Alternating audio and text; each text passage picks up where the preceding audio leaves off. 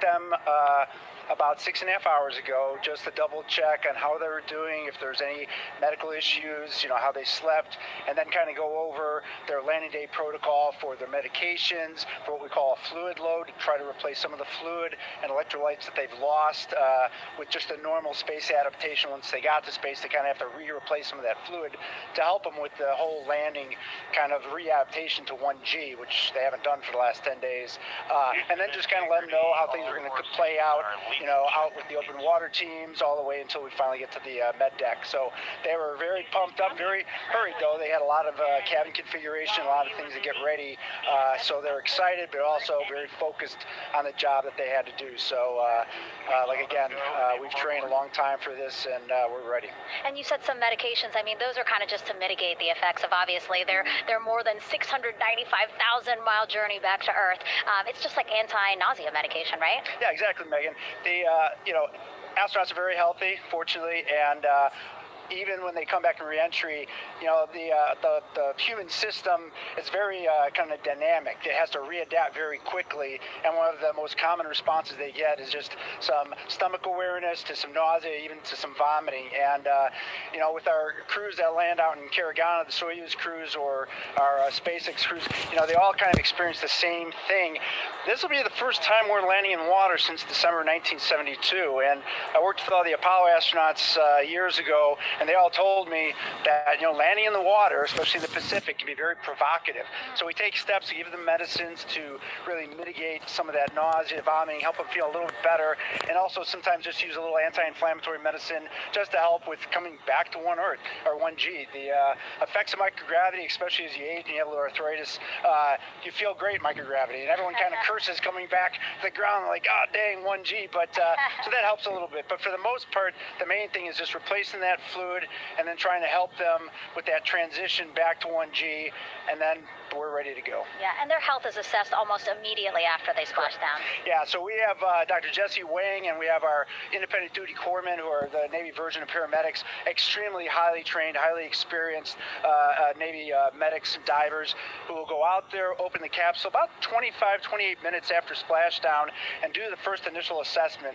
So Jesse and his team will go out there and look at each crew, kind of do their assessments, get vital signs, report back to Drs. Haas, Kumji, and I back in the med bay, let them know how they're doing, and then if they've got the normal kind of space adaptation kind of things, we expect that they're good to go on that. If anything, didn't go the way we want, they're all prepared for that as well. And Jesse and his team, this is their full-time job, taking care of, sailors and folks who might be injured. We don't expect any injuries, but coming back, going 25,000 miles an hour down to, 20, miles an hour is still a dynamic process. I've heard it described as, kind of like a car crash. And then the crew will be ready to go, and Jesse and his team will make that transition to get them out to the front porch, do assessments on them again, call it to our med bay, and then once we have that and they're all good to go and the crew's feeling okay, we'll hoist them up in the helos.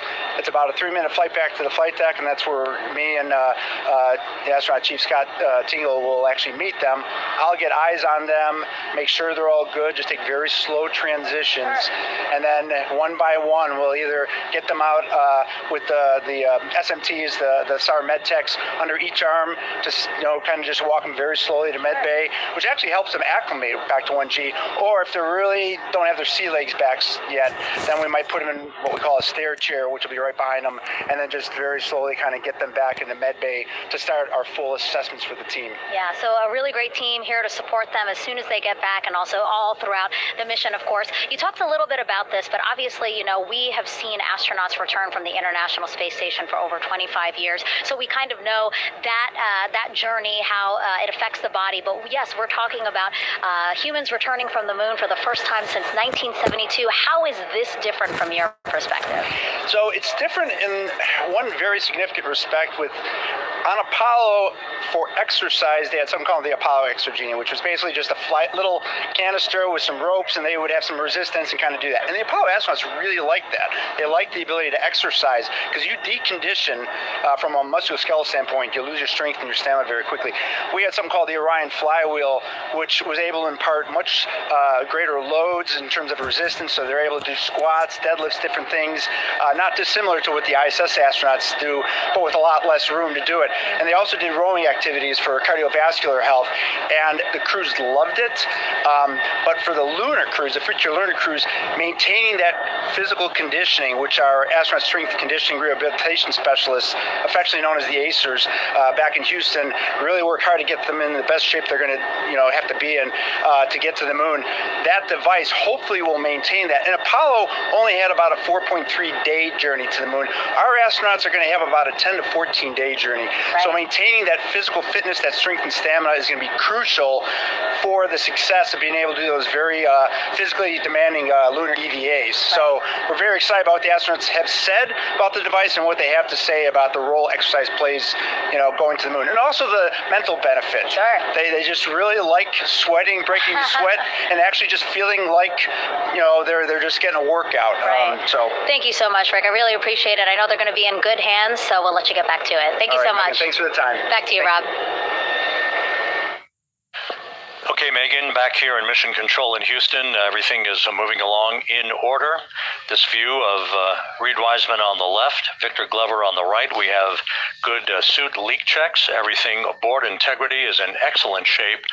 The vehicle, with the Earth growing larger and larger in the field of view, we're now just about 8,200 nautical miles away from Earth and closing in for a splashdown just 1 hour and 5 minutes from now.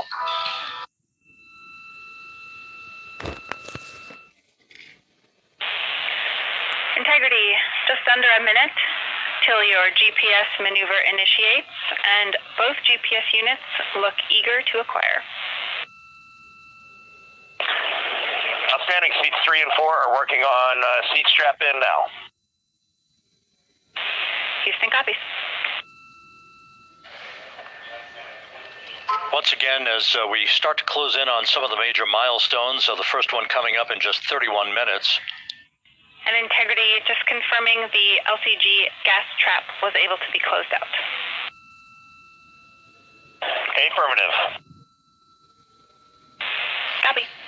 Crew module, service module separation scheduled just 31 minutes from now. The key point of interest, of course, will be the performance of Integrity's heat shield during its high-speed entry back into Earth at the peak heating that is expected around the spacecraft of some 4,000 to 5,000 degrees Fahrenheit.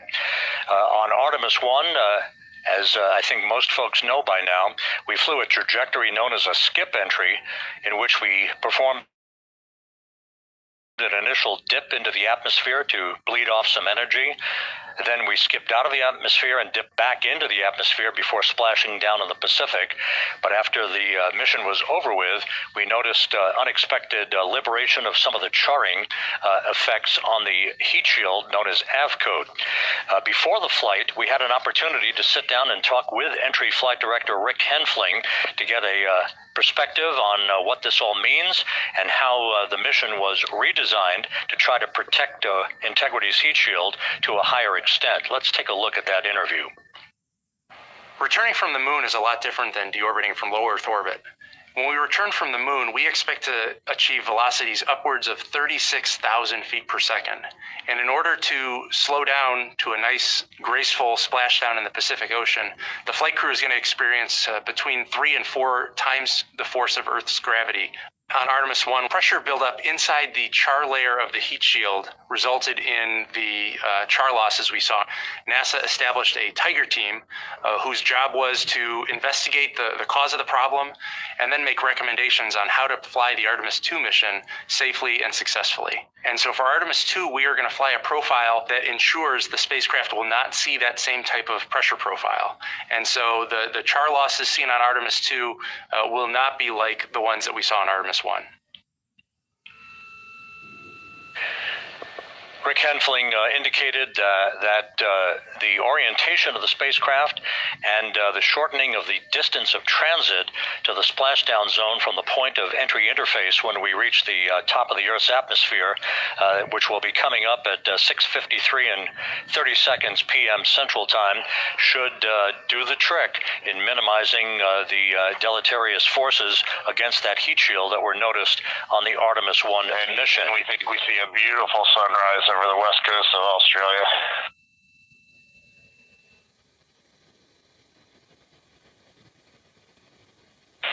We copy. Commander Reed Wiseman reveling in his final hour in space on this mission as Integrity is passing over the southwest coast of Australia now at an altitude of some 7,600 nautical miles. That will begin the southwest and northeasterly transit across the Pacific Ocean. Let's talk a little bit more about some of the highlights and some of the numbers associated with the points of interest here. We are 27 and a half minutes away from crew module, service module separation. That will be followed about 3.5 minutes later by the raised burn that we've discussed, a 19-second burn of Integrity's thrusters to fine-tune its angle of attack as it enters the Earth's atmosphere. Entry interface is scheduled 47.5 minutes from now. That's the point at which we will reach the top of the Earth's atmosphere, traveling about 34,882 feet per second at an altitude of 400,000 feet. Just 24 seconds after entry interface, we will begin a blackout period of 6 minutes in duration at 6:53 and 54 seconds p.m. Central Time. Now, right about 10 seconds after the blackout period begins, we are expected to reach peak speed, which would be 24,661 miles an hour. That'll be about 103 miles an hour short of the velocity record set by the Apollo 10 astronauts, Tom Stafford, Gene Cernan, and John Young, when they returned from the moon on the Apollo 10 mission in 1969. That blackout period is expected to last 6 minutes in duration. At 6:54 and 52 seconds p.m. Central Time, we'll reach our peak heating period of about 4,000 to 5,000 degrees while we're in a communications blackout from Integrity and its astronauts. That blackout should end at 6:59 and 55 seconds p.m. Central Time, at which point we expect to regain communications with the crew. Capcom Jackie Mahaffey here in the flight control room will be talking to the crew, calling them, and we'll await a response from the crew as they come out of that blackout period. And at that point, their altitude will be just 157,000 feet above the Earth, traveling at 13,000 feet per second, with a range to splashdown of just 147 nautical miles. From that point on, the next key series of events will be the deployment of a series of parachutes that we discussed before. First, the forward bay cover chute deploy that will pull the forward bay cover away from the top of Integrity, followed by drogue chute deploy, and then the main chute deploy that's expected at 7:04 and 44 seconds p.m. Central Time. That will begin the gentle descent of Integrity towards its splashdown at just a velocity of just 19 miles an hour, and that will begin the recovery operations that you just heard Megan Cruz discuss with her folks on the USS John Murtha. All of Integrity's systems in great shape. The crew is suited up. Leak checks complete as we stand by for the next major milestone, which will be the crew module service module separation just 24.5 minutes from now.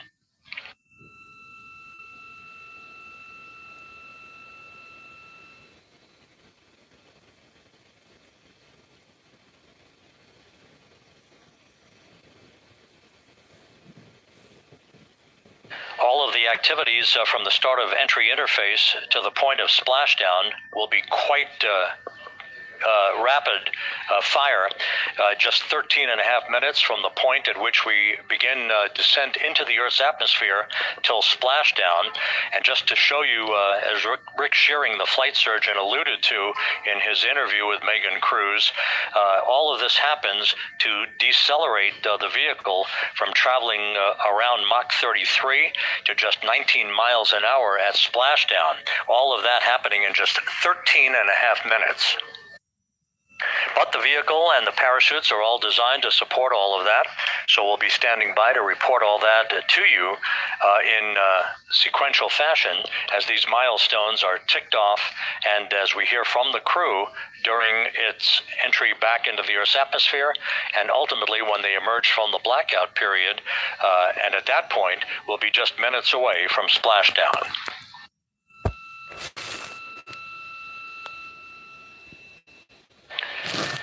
So with all of those preparations ongoing, we can return here briefly for another report from the USS John P. Murtha and Megan Cruz. Megan?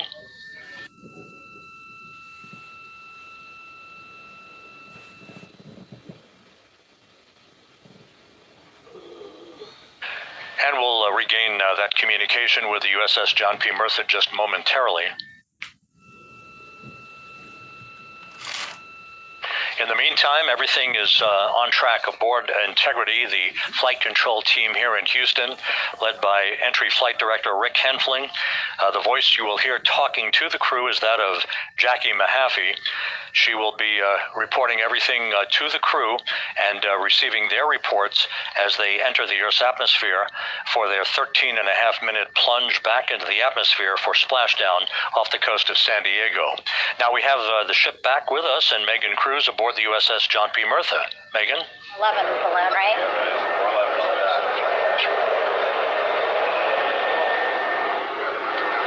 Hey, Rob, yeah, the excitement is really building here on the ship. I'm watching right now one of the weather balloons being lofted up from the ship. Again, weather balloons, very important for us to make sure that we are tracking the right kind of weather and also the data that's needed for what's called our Sasquatch team. Again, it's a team out of NASA that basically makes sure that the debris that comes off of Orion, again, some of those pieces of the parachute system, make sure that they don't fall on us here in the sea, and also our aerial assets, our folks in helicopters. So watching that float away right now. But with me right now is Captain Eric Kenny. He's the commanding officer of the John P. Murtha naval ship. Thank you so much for being here. There are so many moving parts that you have to keep an eye on. That's absolutely right, yeah. But first of all, on behalf of the crew of USS John P. Murtha, Megan, thanks for having me on today. Happy to tell you what we're doing and excited to get the interview started. Yeah, absolutely. Why don't we actually take a look at the flight deck here? We'll start there. Basically, we also, while watching this weather balloon float away, we notice all 4 helicopters leave the flight deck. We now have an empty flight deck. We had 2 imagery helos as well as the 2 crew helicopters that will go recover the crew. This is just one of the many things that, again, our ship of 550 people, it's something that you oversee as commanding officer. Yeah, absolutely. Every commanding officer, I would say really every naval service member, our priority is always safety. And as the commanding officer, I take that as one of my primary roles here on board. Mission accomplishment is important, safety always. So my day really has, I would say my message to the crew has sort of changed over the past 24 hours. As we're leading up to today, we've been building up the excitement and motivating the team for the training that we've executed. But really over the past 24 hours, now I'm trying to get us to slow down a little bit. Trust our training, right? Don't believe all the hype. Don't believe everything that's going on. Just let's trust what we've done to get to this point, and if we do that, we'll be successful today. And also part of the big success is obviously the coordination between NASA and the U.S. military. How does it feel being able to support the human space program we have? Yeah, I mean, since 1959 with Mercury, Gemini, Apollo, the history between NASA and the Navy has been in lockstep. But like any other skill, if you don't practice it regularly, the skill atrophies. So we've had a few decades off from that.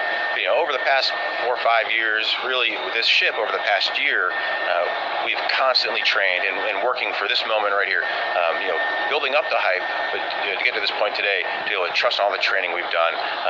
We worked with, working with NASA, the Air Force, the medical team, dive team. You want to talk about high performance organizations coming together, working in unison? We are seeing that here on board the USS John P. Murtha, and I can't be more proud of all the work everyone's doing. Yeah, you had some great words this morning saying just that. Again, that it's really nice to see everybody working together and so excited. I mean, you just became the commanding officer of this ship back in February. How does it personally feel for you to be a part of this historic moment today? Yeah, I mean, first and foremost, I'd say any opportunity to command any warship in the United States Navy is a tremendous honor, is a pinnacle of any naval officer's career. That being said, as my change of command was approaching, and I realized that Artemis was going to be in the window here, to say that I'm humbled and honored to be here is an understatement. what really just excites me is the opportunity to see this crew who has been training so hard over the past year plus, come together. It is what inspires me. Listening to NASA and the ownership and pride they take, they make my crew better. I think we're making NASA better together. That synergy is something that I'm happy to see and hopefully take forward with me in my career. Yeah, it's all about partnerships. We couldn't do it without you, and we couldn't have gotten to the moon without our international partners as well. So thank you so much, Captain. It was really great to have you here today. Thanks, Megan. Awesome. All right, Rob, back to you. Thank you, Megan. Back here in Mission Control in Houston. We just had a quick view of the crew. We'll get that view back, and there they are again. Here in Mission Control, the entry team of flight controllers led by Rick Henfling and Jackie Mahaffey serving as the spacecraft communicator. We have just handed over communications links from the Deep Space Network that we communicated with the crew through from the time of the translunar injection burn back on April 2nd. We've just handed back to the Tracking and Data Relay satellite system as we prepare for the crew module service module separation that will take place just 17 minutes from now. With the Earth looming in front of Integrity as it barrels back for a splashdown of the Pacific just 50 minutes from now, we're just 5,700 nautical miles from splashdown. Just one other quick note about the comparison from the Artemis 1 entry profile to the Artemis 2 entry profile and how that is serving as an extra layer of protection for Integrity's heat shield. The Artemis 1 entry had an entry range of some 3,178 nautical miles, a very long downtrack, and a very longer period of exposure to heat loads than we're experiencing tonight. It also had that skip entry profile that we discussed earlier, dipping into the Earth's atmosphere, then back out, then back in. It was about 20 minutes of exposure. Integrity, Houston, comm check on TDRS. Jackie, we have it loud and clear on TDRS. We have you the same. And there's one of the weather balloons being deployed from the USS John P. Murtha.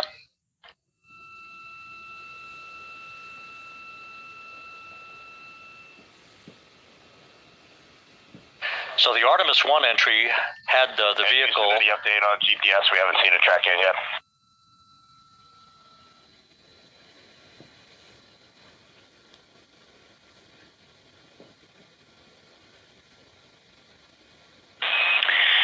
We are watching. We are starting to get into the window where they may start acquiring, so should be within the next 10 minutes.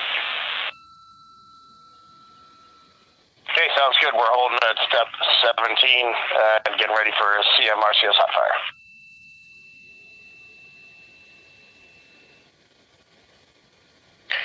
And that exchange indicating that we are expecting to acquire data from the GPS system on board. That'll be a navigational tool that will basically tell Integrity's computers that they're on track down the center line of the corridor for the entry interface that will lead them to their splashdown point.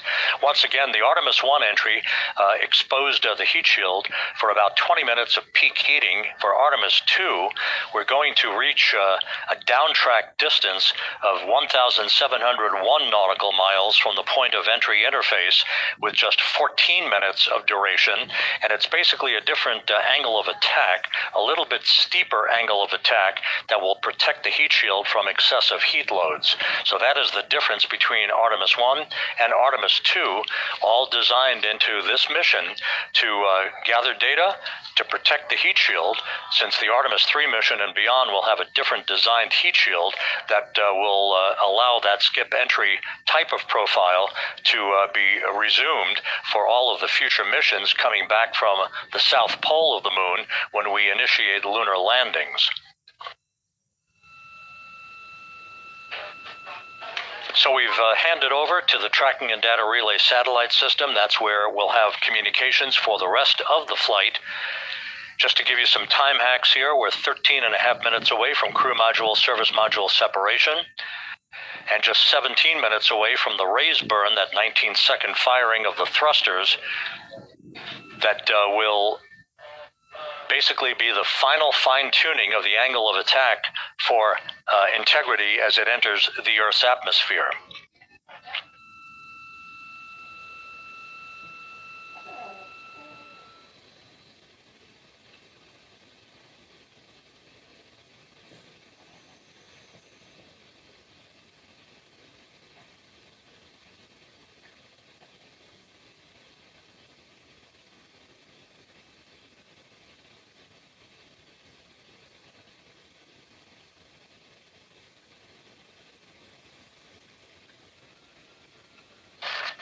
And once again, a dueling box view of some of the assets that are involved in recovery operations today. The Integrity, cabin configured, all crew suited and seated. Houston copies. that confirmation from Reed Wiseman aboard Integrity. As you see the assets being deployed to the splashdown zone. At the time of splashdown, we expect the John P. Murtha to be about 5 miles away from Integrity, keeping a safe distance until we are sure that the vehicle is in the water and upright, and that it is in a good configuration system-wide for the recovery teams to begin to approach the vehicle to erect that inflatable raft. 2 minutes to CM RCS warm-up hot fire. We're ready. That call from spacecraft communicator Jackie Mahaffey indicating that we're 2 minutes away from a quick burst of the reaction control system. Thrusters, that will be a hot fire test prior to the separation of the crew module from the service module. The European service module has performed flawlessly throughout this flight. Everything, all the burns that had been prescribed for that service module have been executed on time and without a problem. There is the European flight control room that has overseen the manufacturing, the design of the European service module. They deserve quite a bit of credit on this mission for not only propelling the Integrity and its astronauts toward the moon, but also conducting the fine-tuning of its trajectory to bring it to this point where we are dead spot on down the middle of the corridor trajectory-wise to bring Integrity down for its splashdown in the Pacific just 44 minutes from now.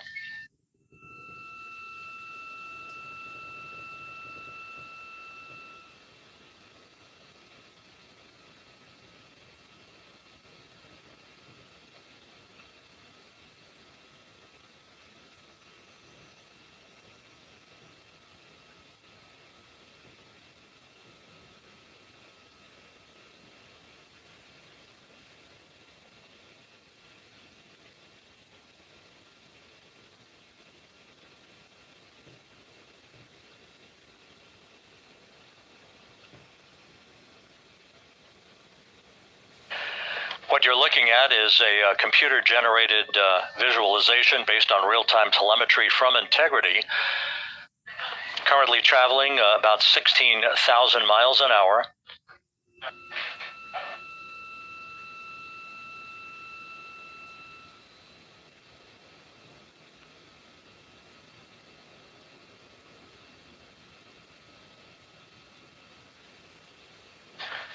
Integrity traveling about 16,000 miles an hour. For the prop cautions, we're taking a look. Copy that. Now just about 5,100 miles from Earth. Splashdown scheduled 43 minutes from now. We're just 9.5 minutes away from the crew module service module separation.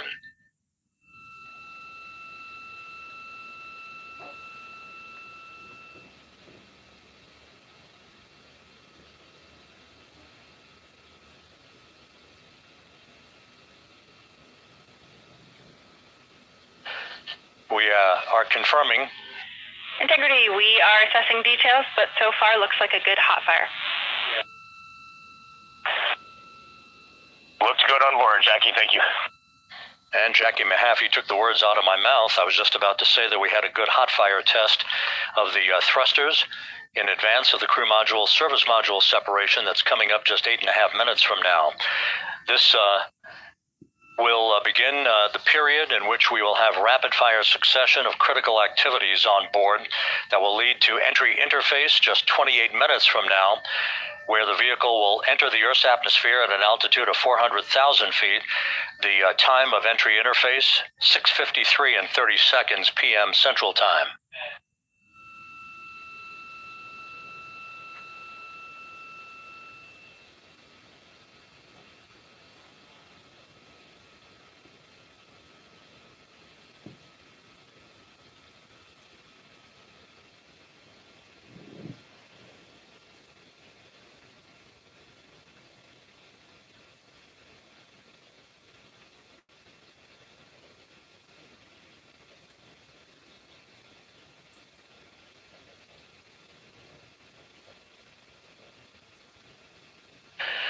Integrity's astronauts were awakened at mid-morning to begin their entry preparations. And propulsion officer now reports a good hot fire test in preparation for the crew module service module separation.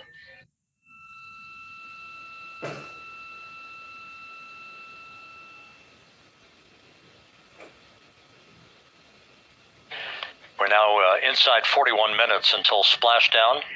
Integrity Houston, we have confirmed a good CMRCS hot fire, and although we are not seeing GPS acquired yet, you can skip the troubleshooting steps in 157 for now. Integrity copies.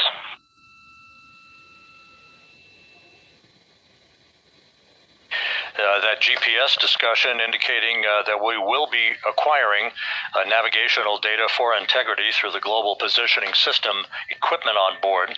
We just don't have it yet, but we will. All of Integrity's systems are in great shape to support its high-speed entry into the Earth's atmosphere. It, once again, will reach a peak speed of 24,661.21 miles an hour. Your call, GPS. We at least have GPS 1 looking good on board.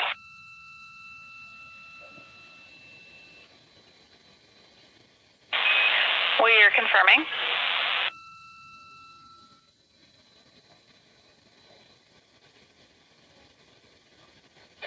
The guidance, navigation, and control officer here in Mission Control confirming that we have good lock on GPS data. We are on a communications link now through the tracking and data relay satellite system. Now, following splashdown, we're going to lose that link and go to what's called a VLDR, a very low data rate communications link, so that we can talk to the crew inside Integrity as they are on the water. Integrity, confirm we do see good GPS. We do too, especially GPS 1 is accepting in nav channels 1 and 3.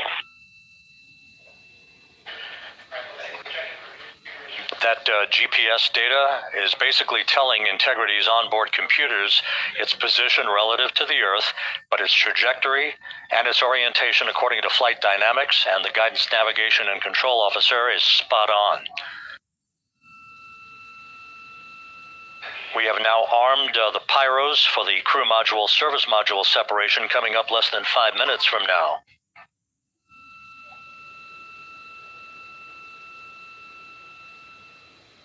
Once again, just 10 seconds after entry interface, we will see Integrity reaching its peak speed of 24,661.21 miles per hour. That will be just seconds before we begin a 6-minute blackout period. Integrity Houston, your vehicle is in a good config for CM-SM SEP and go for CM raise. Houston, we see the same on board and copy go for CM raise.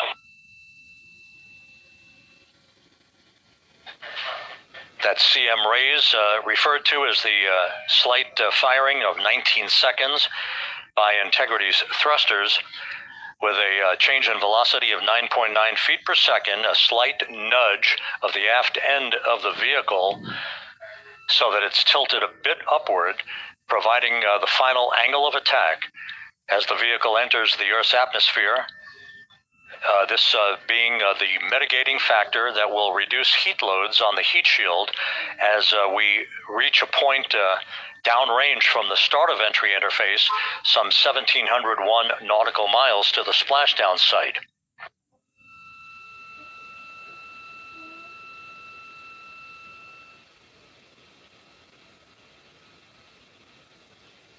Integrity systems in excellent shape.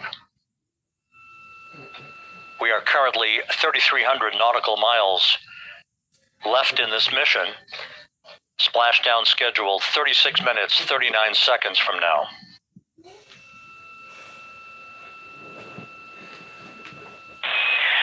Integrity Houston, for the 2 enabled prop cautions, what happened is while the thrusters were firing, multiple pressure sensors on each of the strings diverged a bit from each other. Those limits look to be set pretty tight. We think it could happen again when the thrusters fire in the future, so we are going to suppress those messages. We concur with suppress, not inhibit. Thank you. That exchange between Jackie Mahaffey, our Capcom for tonight, and Reed Wiseman aboard Integrity, indicating basically to ignore sensor data. All of Integrity's systems are in good shape.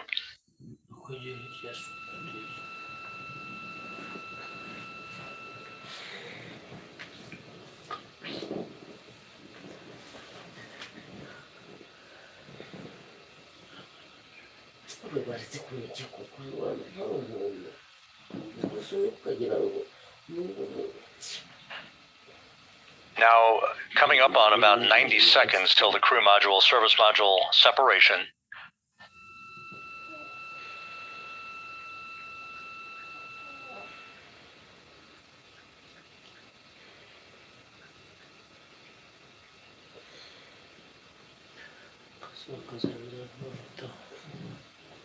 All quiet here in Mission Control as we enter the most critical phase of the completion of this flight.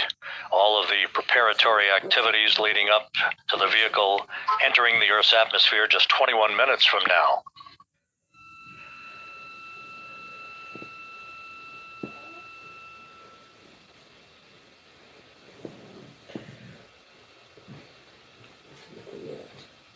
Coming up on 1 minute. Mark, 1 minute till crew module, service module separation.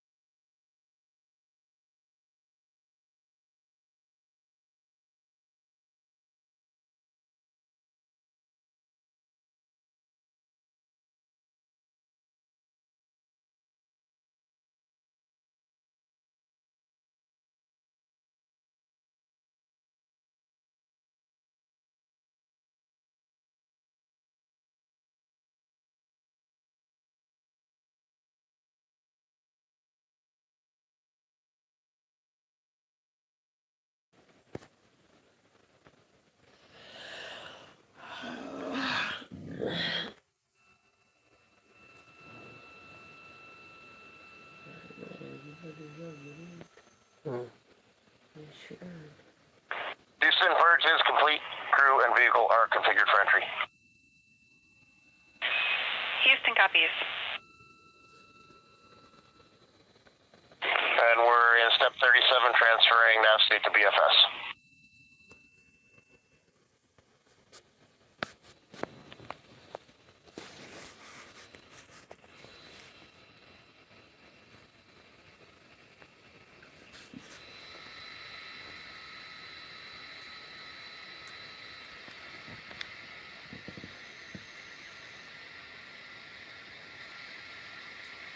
And Houston, in instruction 509, we are not below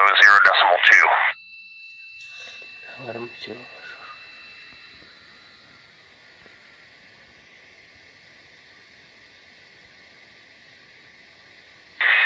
Integrity, no action required. Integrity.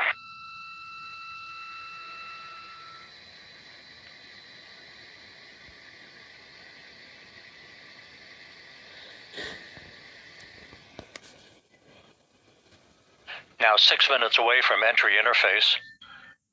We will hit the first traces of Earth's atmosphere at an altitude of 400,000 feet, traveling about 34,882 feet per second. Ranged splashdown at that point will be 1,701 nautical miles.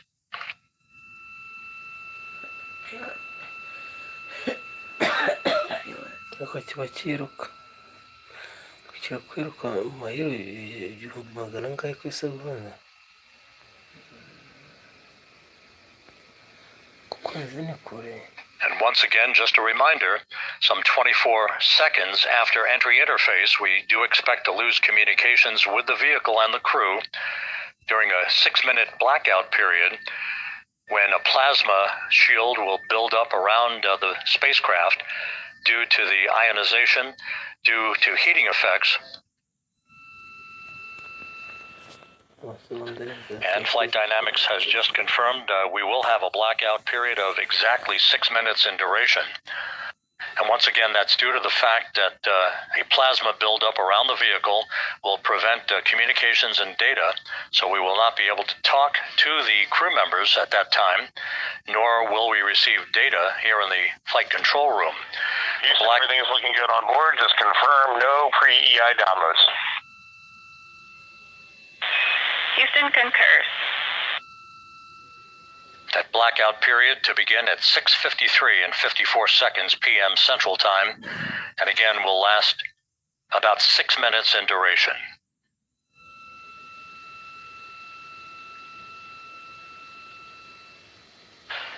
We're 4 minutes away from entry interface.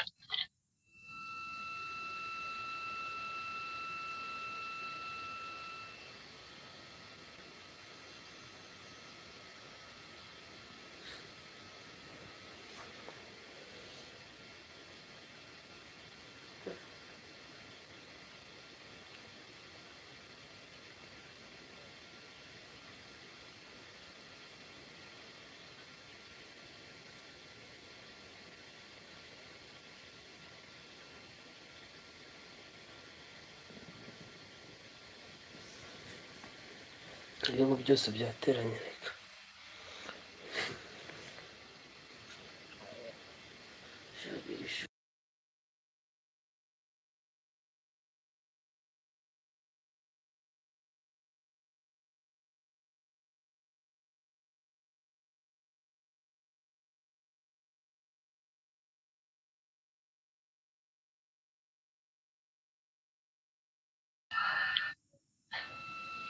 bategereje kubona kigeze hasi 16 and a half minutes till splashdown.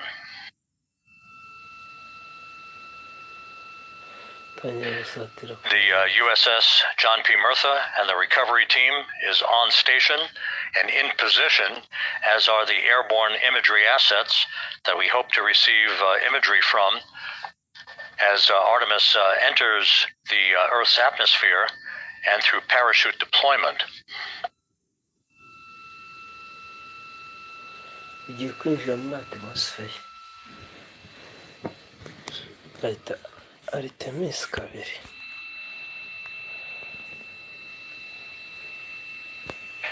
All of Integrity's systems are in great shape. The crew is ready to complete its mission just 15 and a half minutes from now. All of the activities today have gone off in perfect fashion. No issues with the vehicle, no issues with the crew. And the weather at the splashdown site is go.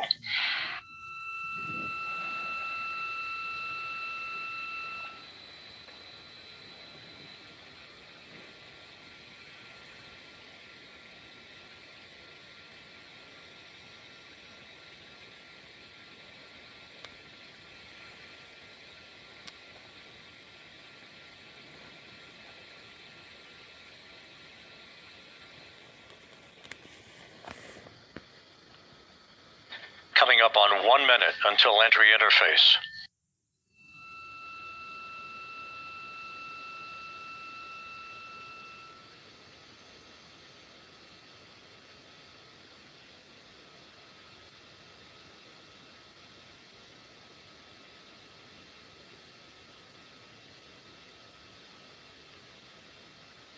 Mark 1 minute until entry interface.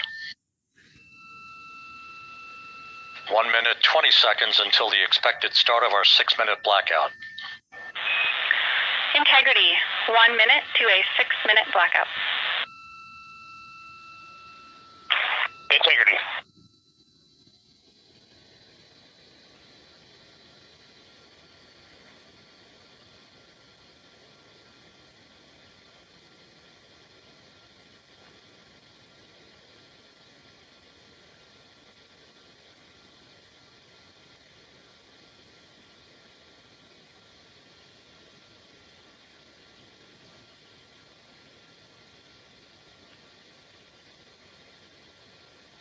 Ten seconds till entry interface.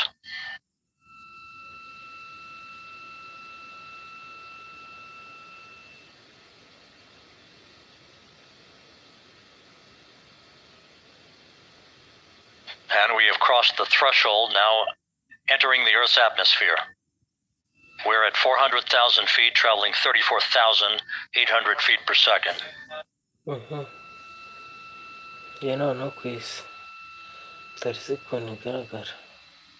Time to splash down, 13 minutes, 10 seconds.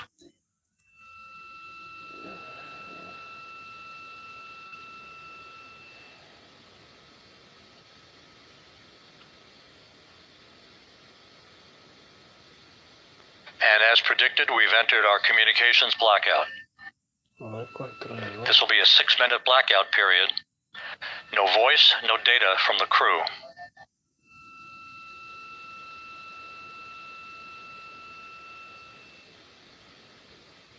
We're 30 seconds away from the anticipated point of peak heating on the vehicle, where temperatures will rise to about 4,000 to 5,000 degrees Fahrenheit. This is the true test of our trajectory.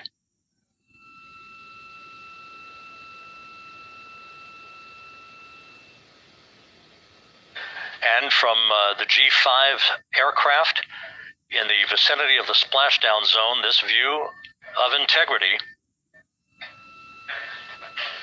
So that pinpoint of light shows the vehicle as it enters the period of peak heating in the Earth's atmosphere, the first tug of gravity being felt by Integrity's astronauts since their launch back on April 1st.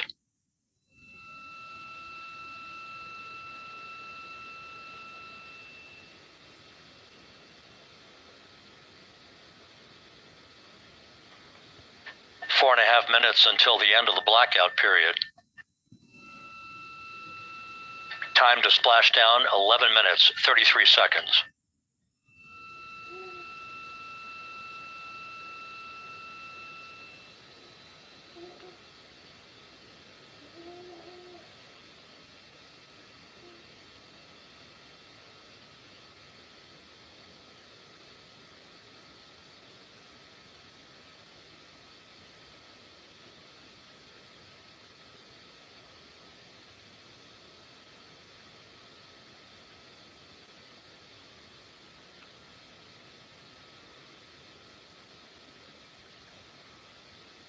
The landing and support officer reports that the P-3 has acquisition on Integrity.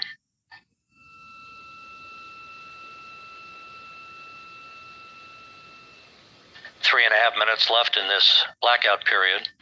This is a visualization of the plasma buildup around the spacecraft and the repelling of that heat on Integrity's heat shield.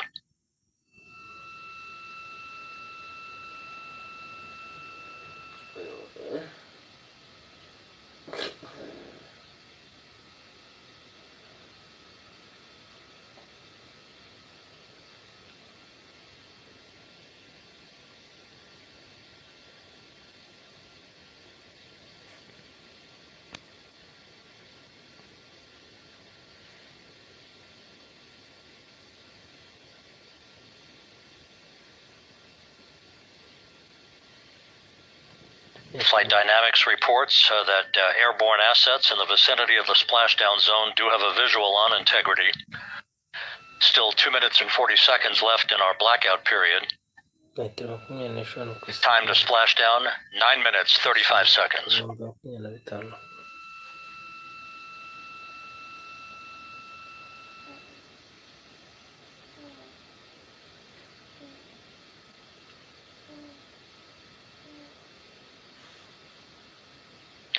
Multiple airborne assets as part of the recovery team all have visuals on Integrity.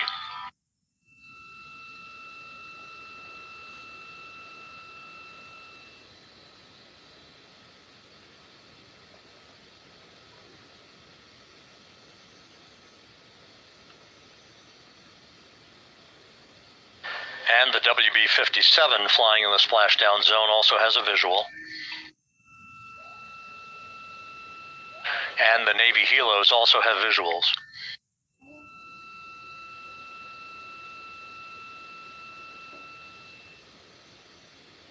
We're still in the blackout period.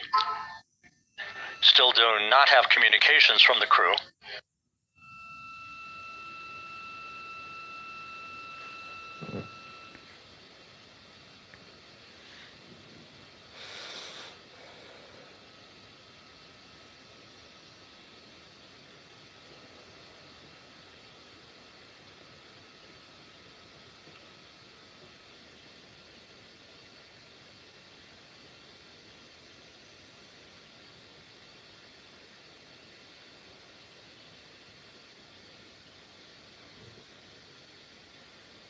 We're standing by for communications from the crew. We should be out of the blackout period less than a minute from now.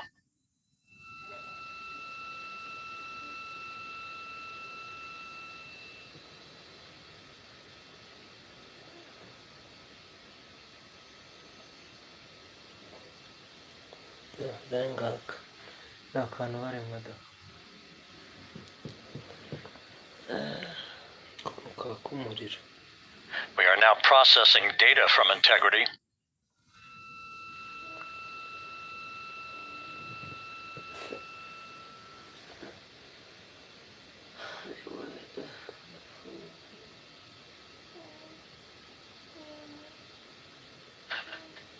Landing and support officer reports the small boats are en route to the splashdown target zone.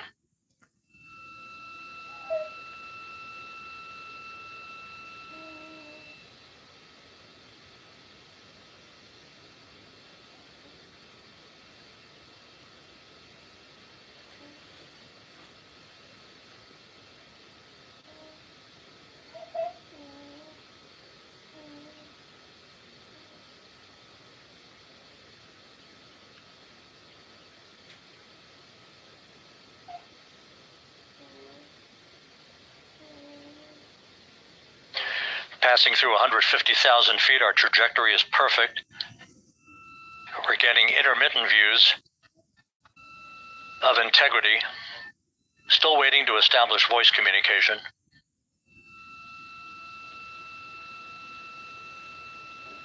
Integrity, Houston, comm check, post-blackout. Houston, Integrity, we have you loud and clear. Your trajectory is nominal, and your recovery teams have visual. Guidance looks good. No action for the enabled internal camera controller fail. Big cheers from the viewing room here in Mission Control as voice communication reestablished with Commander Reed Wiseman. For America and a waiting world, Integrity is 5.5 minutes away from coming home.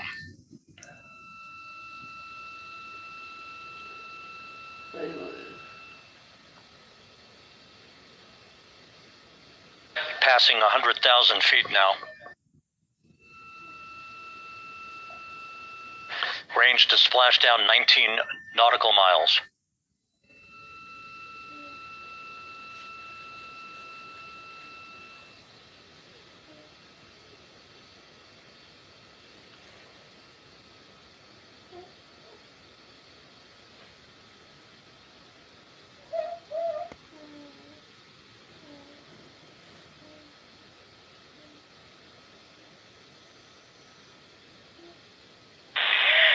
Integrity, impact to the camera controller fail is no cab 1 views of the chutes.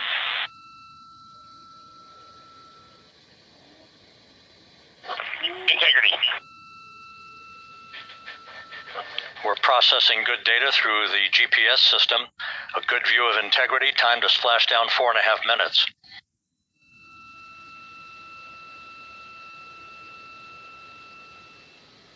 And a view of Integrity from the WB-57. We're at 50,000 feet.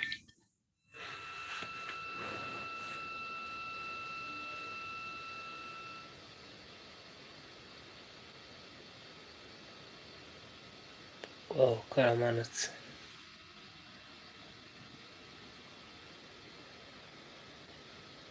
Wow. The pyros are armed for forward bay cover jettison.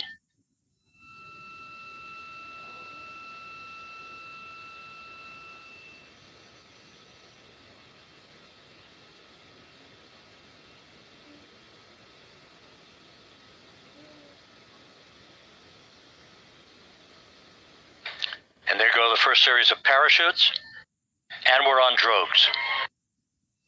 And Houston, we're visual 2 drogues out the window. 2 good drogue chutes. Next up, We copy, we see them. Next up, the deployment of pilot parachutes that will pull the main chutes out. Time to splash down 3 minutes and 10 seconds.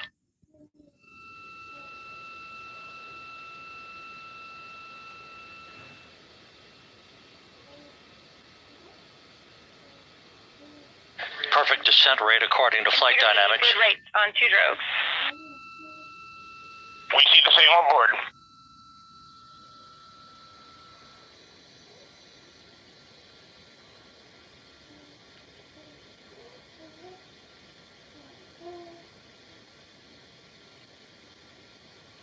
Passing through 10,000 feet.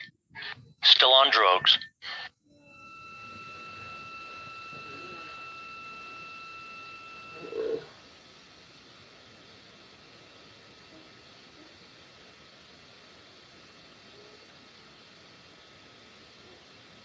Main chute deploy. We're at 5,000 feet.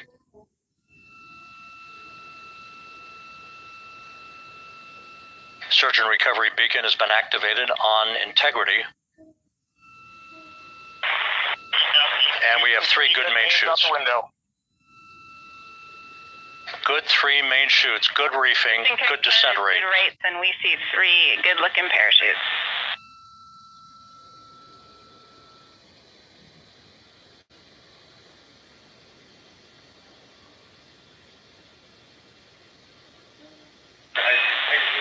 Integrity, cabin pressure indicates no need for hydrazine checks. Integrity copies. This is a perfect descent for Integrity. Its crew sounding hale and hearty on board.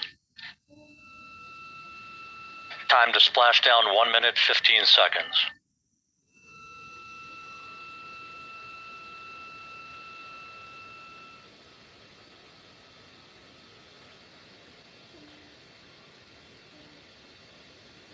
Integrity about to complete a journey spanning 694,481 miles from its launch from the Kennedy Space Center back on April 1st, and a trip around the moon.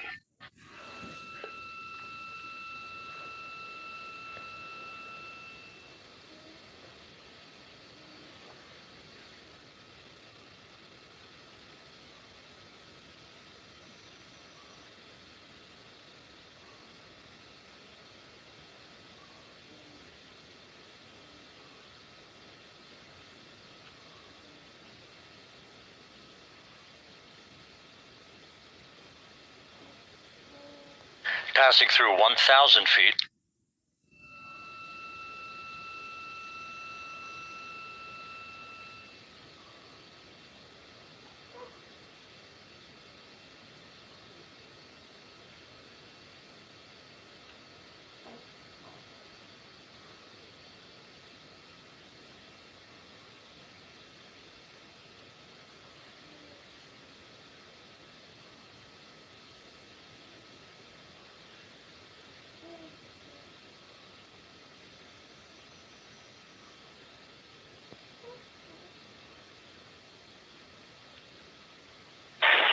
Integrity, Splashdown, sending post-landing command now.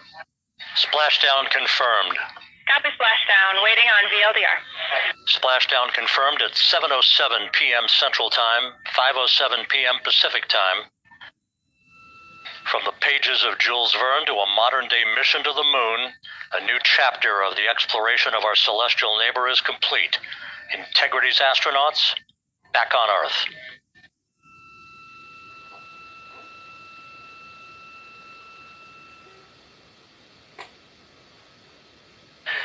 And the landing and support officer reports the vehicle is stable 1.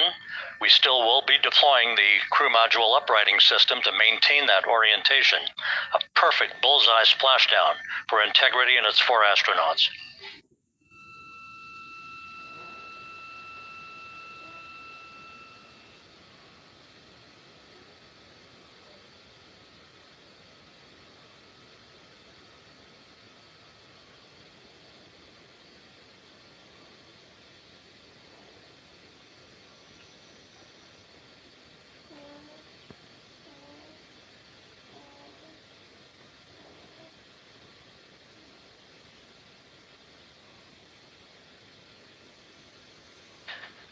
The unofficial splashdown time, 7:07 and 47 seconds p.m. Central Time. We'll get that refined for you. That would put the end of the mission at a mission elapsed time of 9 days, 1 hour, 31 minutes, 35 seconds.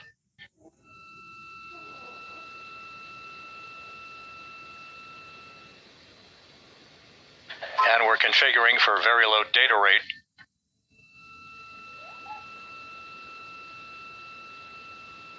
Once again, splashdown occurring in the Pacific, southwest of San Diego at 7:07 and 47 seconds p.m.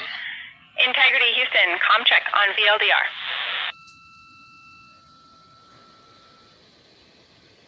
Houston, we have you loud and clear on VLDR. How us? We have you the same. We'll meet you over in post-landing. Perfect communications established. A journey. We are stable 1, 4 green crew members. Houston copies all. Reed Wiseman reporting 4 green crew members. That is not their complexion. That is the fact that they're in great condition. That's what that means. So stable 1, upright. The crew module uprighting system is being deployed. The 5 airbags being inflated through helium to maintain the upright configuration for the vehicle. This was a textbook entry and a textbook touchdown for Integrity. Reed Wiseman, Victor Glover, Christina Cook, and Jeremy Hansen back on Earth after a journey around the moon.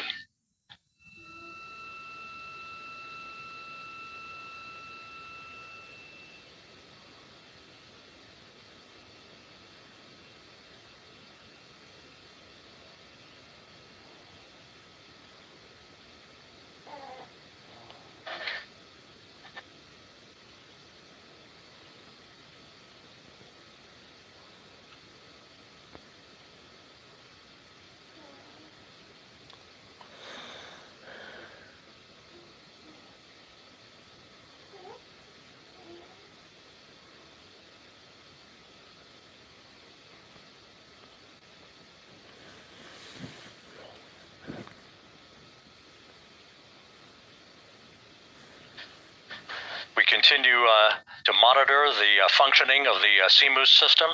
The airbags are being inflated to maintain a stable 1 or upright configuration. And there's a good view from one of the naval helicopters hovering overhead. Reed Wiseman reporting 4 green crew members, meaning they're all in excellent shape.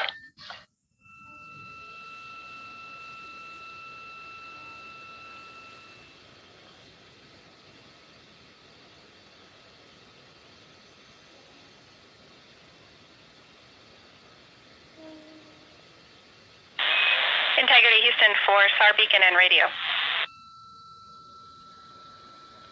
SAR beacon is in 406, and we're powering the radio now. Go ahead. We see the beacon on, however, the recovery team is not seeing the signal. Your SAR radio uses the same antenna, so you may run into trouble with the radio. Okay, copy. And we are also powering up the sat phone now.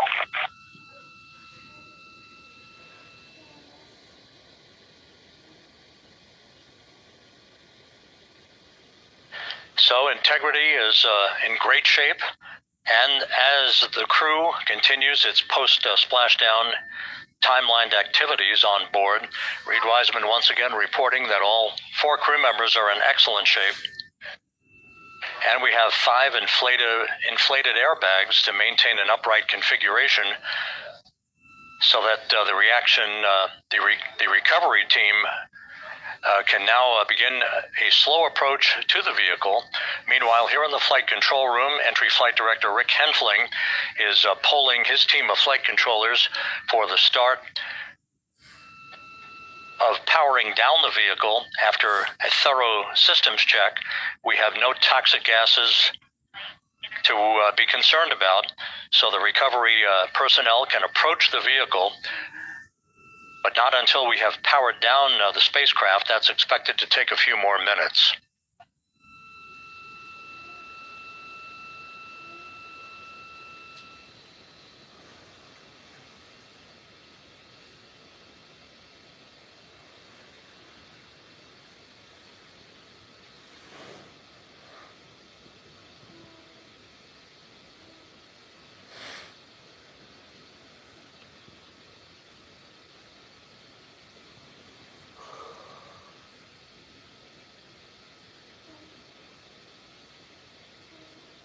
Integrity back on Earth, following its historic flyby of the moon. It was, for all intents and purposes, a textbook mission. On 2828, but I'll remain on this frequency. We copy.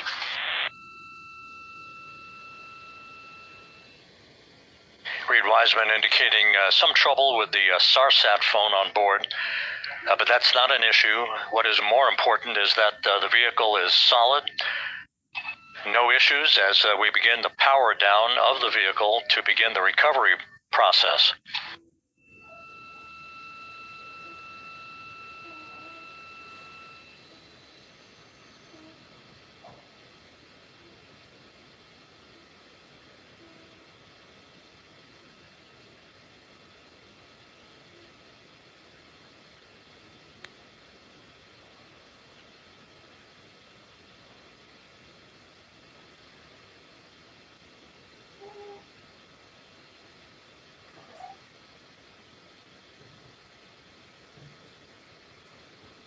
The propulsion officer here in Mission Control reports that we have safed the prop system on Integrity. Can you say again? That was very weak and broken.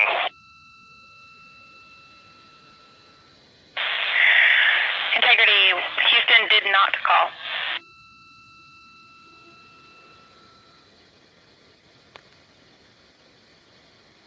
Copy that, Houston. It might have been on the SAR radio. Stand by.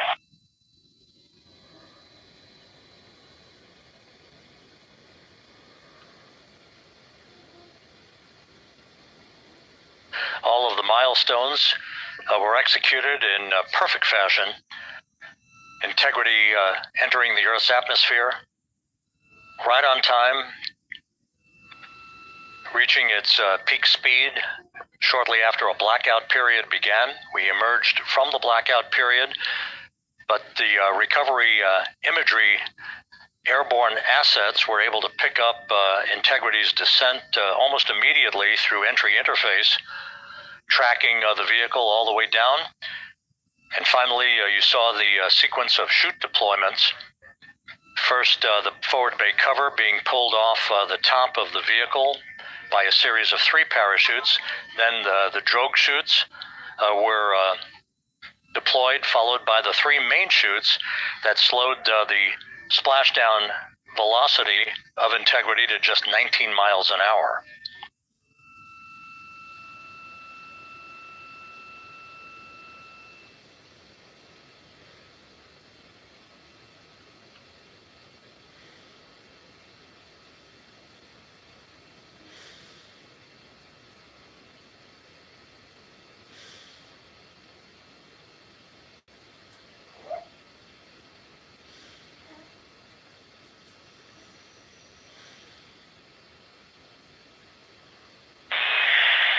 Integrity Houston, with no joy on SAR and SAT phone, we'd like you to command an additional 15 minutes for a total of 30-minute power down delay.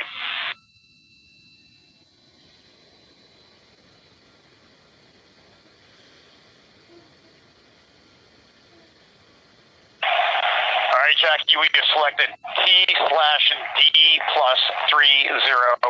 No joy on SAR radio or sat phone. And stand by, we have the master diver on SAR radio. Please hold comms. Hey, Lily. Excuse me. Hey, Jackie, we just got the master diver on SAR.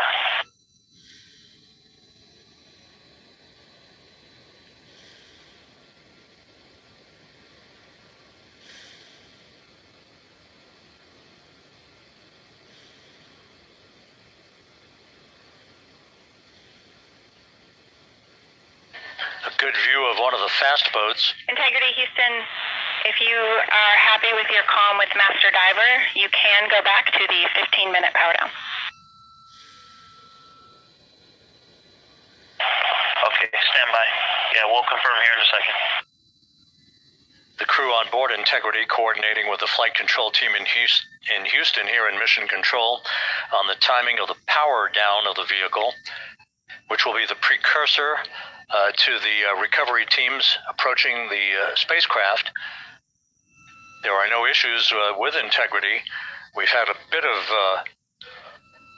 broken capability in establishing a SARSAT or satellite phone communications capability between the crew on board Integrity and the recovery team.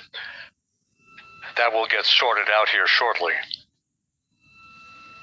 There's plenty of cooling on board Integrity, so there's no rush to begin the power down. To call you on the sat phone and not getting an answer there either. Concur, we haven't had anything come through.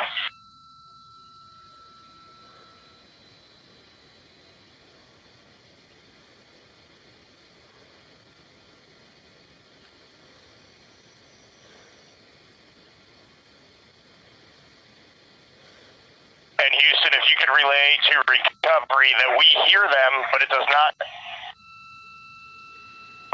appear as though they are hearing us.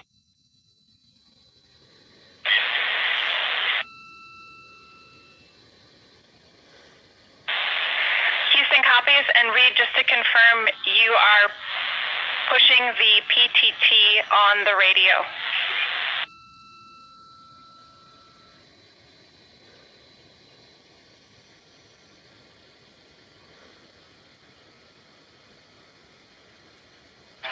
So as we continue to sort out the communications between Integrity and the recovery teams, we are standing by for the initiation of the power down procedures that, as you see, the recovery teams are moving towards the side of the capsule.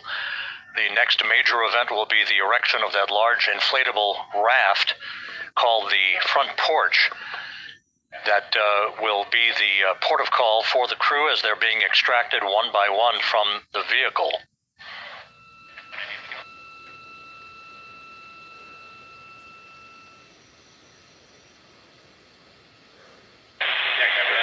Integrity Houston, for sat phone, we are going to attempt to call you.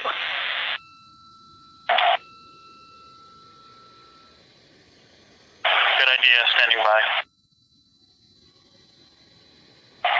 Jackie, yes. We are pushing the push to talk, the two buttons on the left side of the radio below the up-down arrows. We are utilizing them. I'm rebooting the radio to see if we get good comms. Okay, we copy all, and just to confirm, you are seeing that you're touchdown plus 3030 for power, correct? That's affirmative.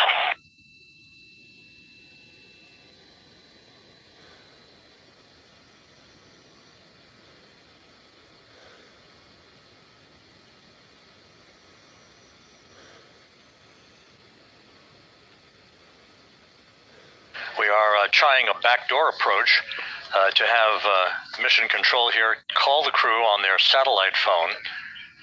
This is all part of the coordination for the power down of the vehicle that will initiate the actual recovery operation. The first boats with the Navy divers on board are standing by, waiting to close in on Integrity to begin the process of erecting the large inflatable raft that's called the front porch that will be where the astronauts are extracted from so that they can have a few minutes to get their land legs back before they're hoisted aboard the Navy helicopters for the flight back to the deck of the USS John P. Murtha. Cannot reply.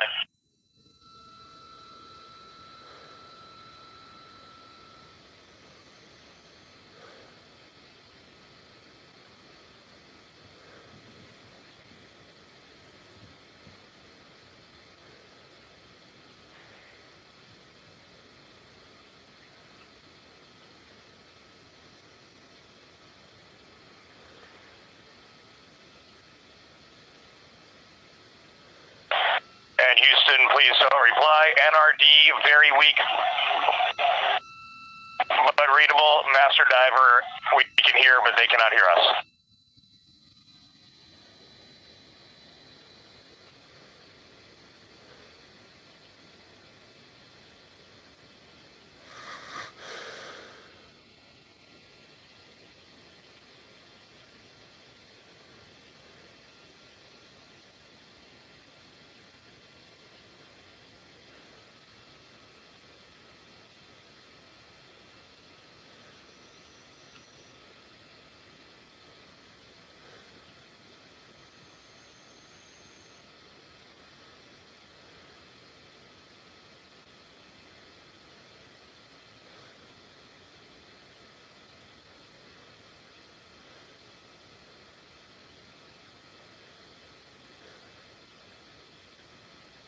And Houston on OE1, is there any chance to tie us into NRD?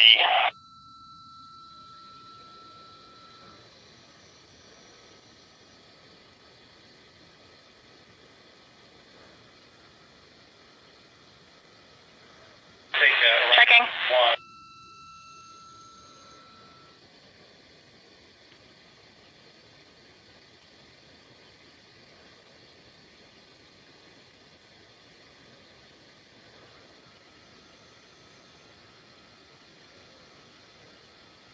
This is Mission Control, Houston. While we stand by for the establishment of communications between Integrity and the recovery team that is basically standing by very close to the spacecraft, we're going to go to the deck of the USS John P. Murtha, where Megan Cruz is standing by with Administrator Jared Isaacman.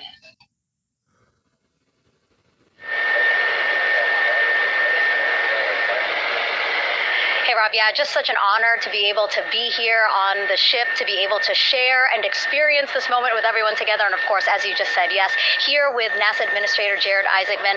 Administrator, how did you feel getting to witness this and seeing NASA at its best? Oh, I mean, I'm honestly, I'm still at a loss for words. I mean, you know, like the childhood Jared right now can't believe what I just saw. I mean, almost been waiting my whole lifetime to see this, and then as NASA Administrator, I just couldn't be more proud of the entire workforce, the years, the effort, the late nights, all the hard work from across the country that contributed to this incredible moment right now. And yeah, incredibly grateful too for our teams here on the John P. Murtha right now. Yeah, look at them behind us here. Got everybody. What do you guys think? We just brought some astronauts back from the moon, huh?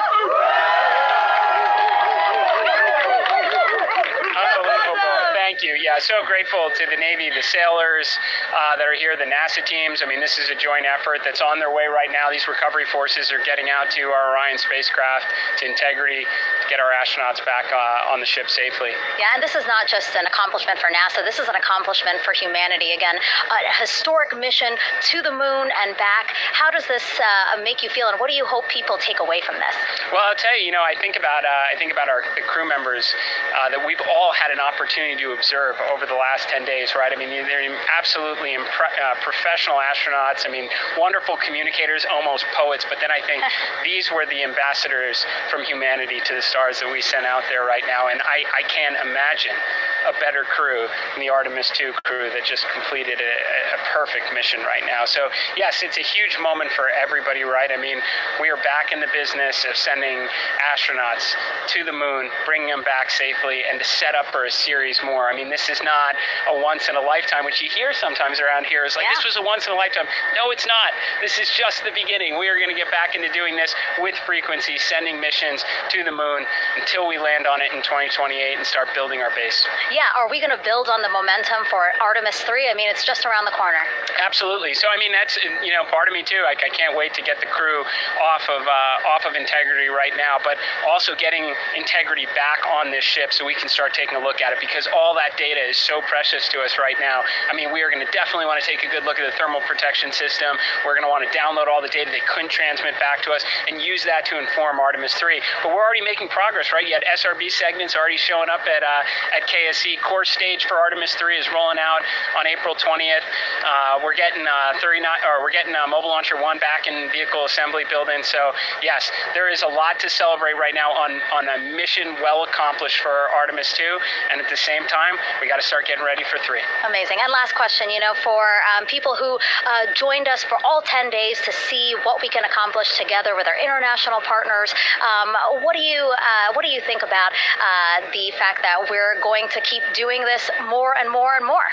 It's incredibly exciting. I mean, yes, it's the contributions, like the best and brightest across the NASA workforce from across the country, our industry partners, our international partners. We had a Canadian Space Agency astronaut on board in Jeremy. We had the European service module. And you think in the days leading up to this launch, I mean, 48 hours prior to launching Artemis 2, I was meeting with the Italian Space Agency. We signed a memorandum of understanding to build a habitation module on the moon. I mean, you have countries, all of our allies and partners coming together saying, we are committed to this effort. We are returning to the moon. We're doing it to stay. We are building that enduring presence. We are going to master the skills on the surface of the moon so someday we can undertake missions to Mars. It's just an incredibly exciting time, and we're not going at it alone. We're bringing everybody along with us. Absolutely. And speaking of everyone, one more time, we're going to ask the crew here, you guys ready to land on the moon? Awesome. I love that. Okay, well, thank you so much, Administrator. Appreciate you being here. We're, of course, going to stay on to watch the crew get extracted from Orion, so stay tuned, and we'll see you back here shortly.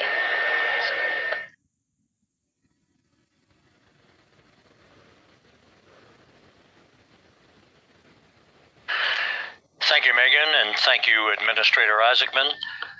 We are in the process of working to establish that communications link and to establish the procedures that will lead to the power down of the spacecraft, which is gently bobbing in the Pacific following a bullseye touchdown that occurred at 7:07 p.m. Central Time, 5:07 p.m. Pacific Time, 2.5 hours before sunset in the Pacific, southwest of San Diego. We have once again heard from the crew during that interview opportunity with the administrator, and we have 4 healthy crew members on board.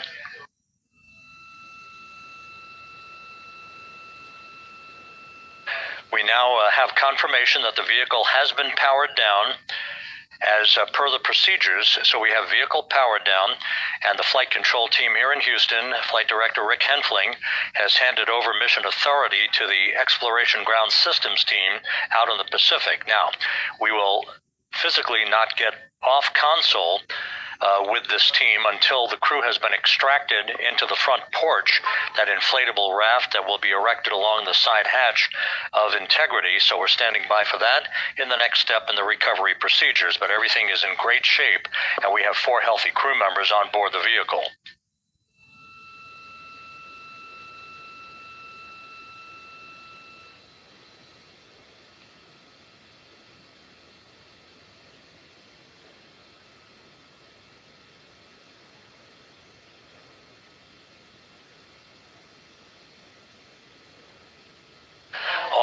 re-entry events went by the book, no issues, perfect trajectory for integrity that was culminated with one final raise burn to improve the angle of attack for the vehicle as it entered the Earth's atmosphere. All of that flight dynamics computation worked like a charm.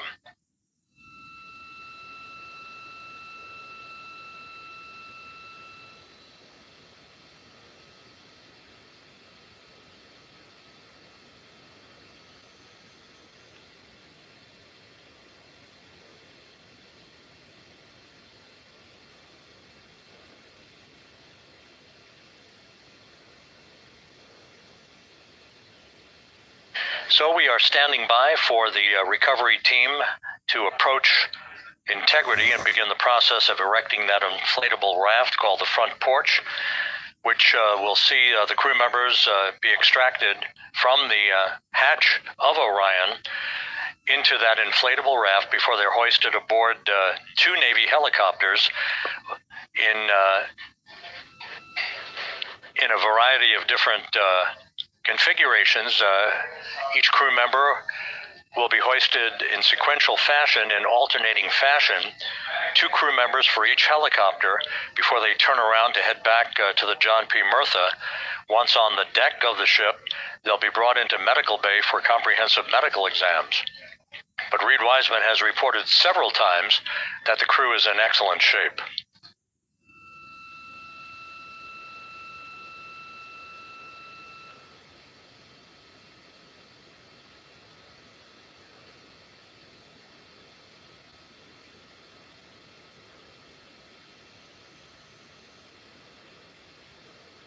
So just to recap, it has been some 26 and a half minutes since the splashdown of integrity in the Pacific. The vehicle is in excellent shape. It performed like a champ all the way down through the Earth's atmosphere. All of the vehicle functions were checked off in excellent trip hammer fashion. The parachutes all deployed as planned. Splashdown occurring at 7:07 p.m. Central Time, 5:07 p.m. Pacific Time.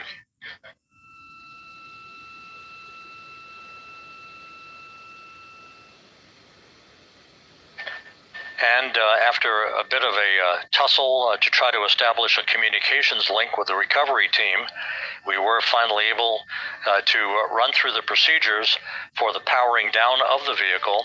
We've handed over mission authority to the Exploration Ground Systems folks out in the Pacific, and the recovery team will be approaching the vehicle shortly to erect the inflatable raft called the front porch before opening the hatch to integrity to bring the crew members onto that raft before they're hoisted onto two Navy helicopters, two crew members for each helicopter, before they're flown back to the deck of the USS John P. Murtha.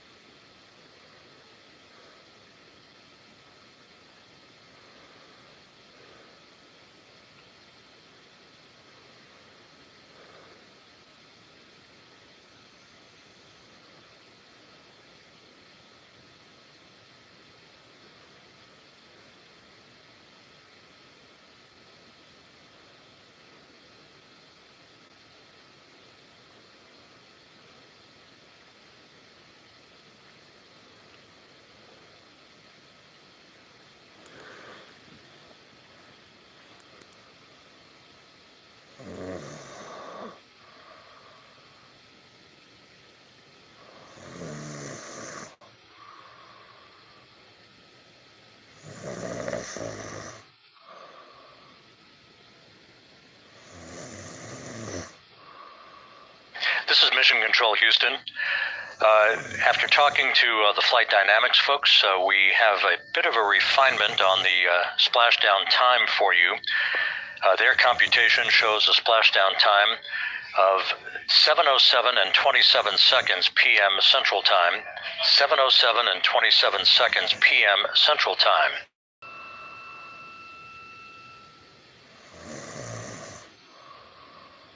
That would equate to a mission elapsed time of 9 days, 1 hour, 32 minutes, and 15 seconds.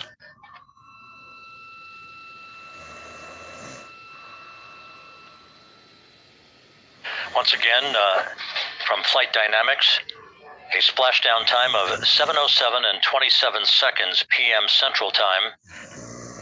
That would equate to a mission elapsed time of 9 days, 1 hour, 32 minutes, and 15 seconds.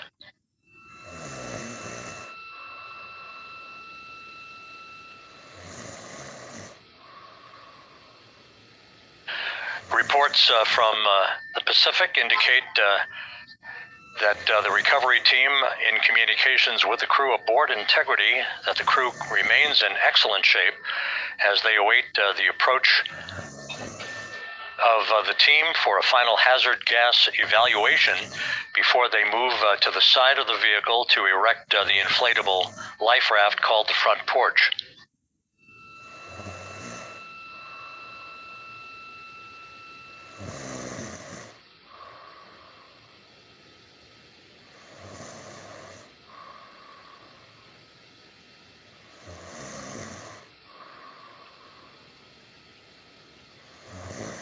Again, no issues with Integrity. The vehicle is powered down. All of its systems are now safed.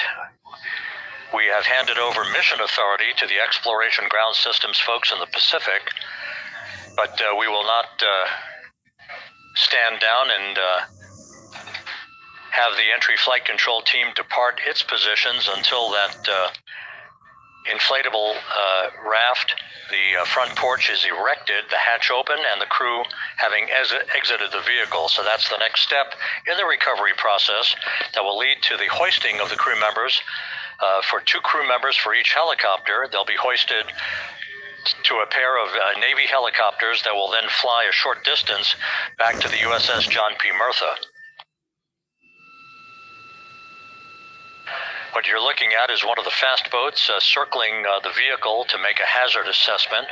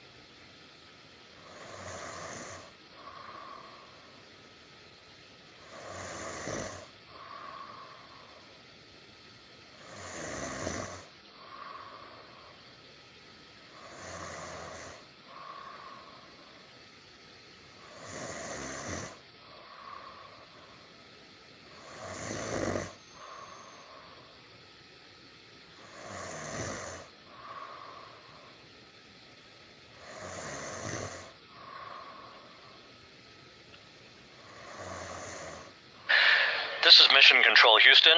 Once again, you're watching the initiation of the recovery of the Artemis crew aboard Integrity.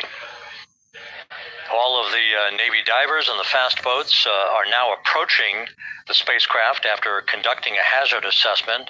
The vehicle has been powered down. Entry Flight Director Rick Henfling now waiting for the life raft, the front porch, to be erected along the side of the vehicle so that the hatch can be opened and the crew members extracted from Integrity, soon to be hoisted one by one into a pair of Navy helicopters for a short flight back to the deck of the USS John P. Murtha. If you missed it earlier, we talked to Flight Dynamics and received a more official touchdown time or splashdown time, as it were, of 7:07 and 27 seconds p.m. Central Time, 5:07 and 27 seconds p.m. Pacific Time. That would equate to a mission elapsed time of 9 days, 1 hour, 32 minutes, and 15 seconds.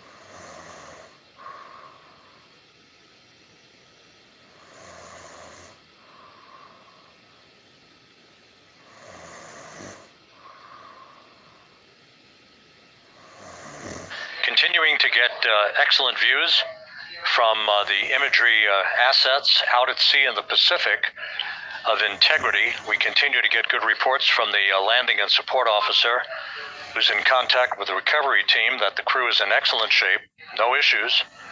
They're just currently biding their time, waiting for the front porch to be erected. We have no hazardous hazard gases and no hazardous situation with the vehicle. It performed perfectly all the way down from entry interface to its splashdown in the Pacific at 7:07 and 27 seconds p.m. Central Time. And as you can see, the first phalanx of recovery personnel now pulling up alongside of Integrity.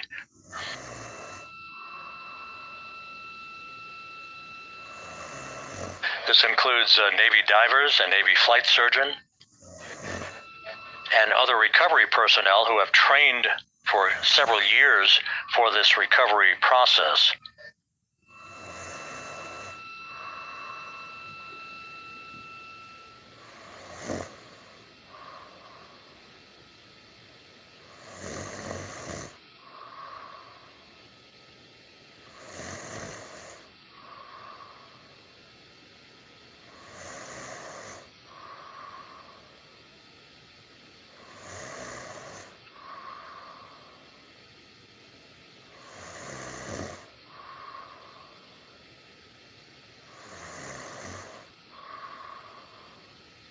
At this hour, some 41 minutes following splashdown, the vehicle has been powered down.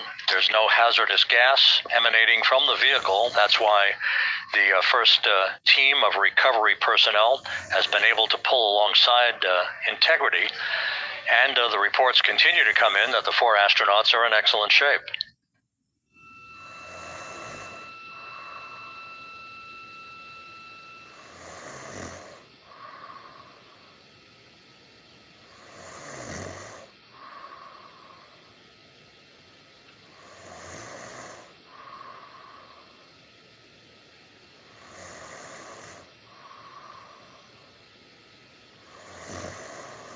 Yes.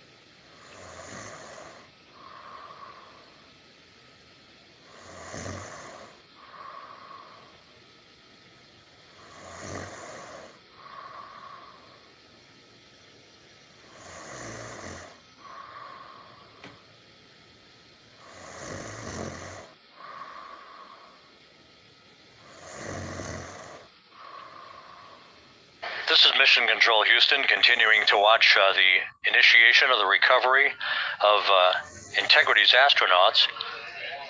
One by one, they'll be brought out of the spacecraft onto a large inflatable raft just a short time from now.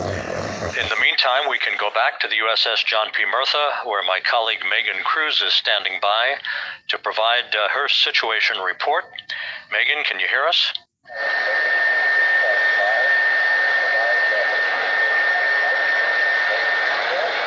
Hey, Rob. Yes, I can hear you. Thank you. Yeah, we're back here on the bow of the recovery ship where there are still plenty of people peering out into the water. We are not very far from the action everyone is seeing on their screen now.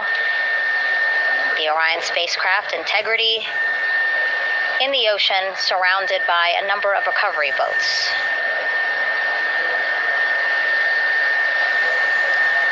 As Rob has been saying, in those recovery boats, NASA and Navy personnel specifically trained to get the astronauts out of Orion.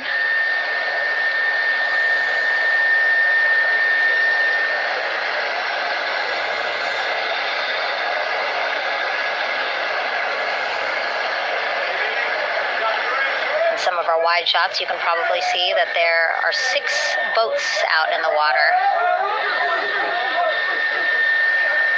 More than 40 people out in the water right now on those boats.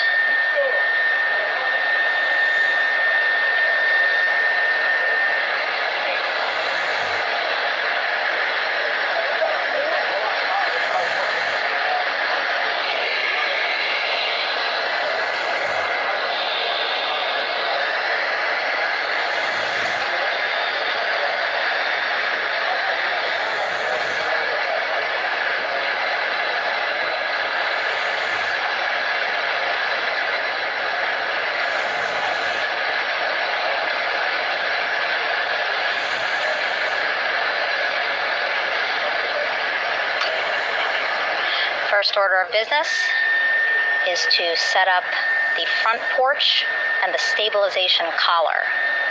You might also hear it referred to as a stab collar. Basically just to make sure that Orion stays upright, doesn't sway in the water too much, again, to make it easier for recovery forces to get the astronauts out.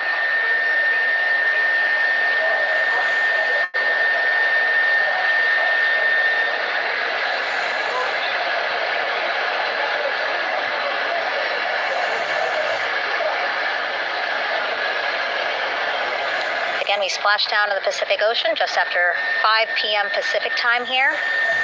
It's a requirement by NASA to be able to get the crew out of Orion within 2 hours of splashdown. So doing great on time so far. Plenty of time, no rush either. I was speaking to NASA flight surgeon Rick Schuring earlier in this broadcast, and he said to me, no rush to get the crew out. Just want to make sure that they're feeling good, and whenever they're ready to take their step out of Orion and onto that large raft, the front porch, folks will be ready.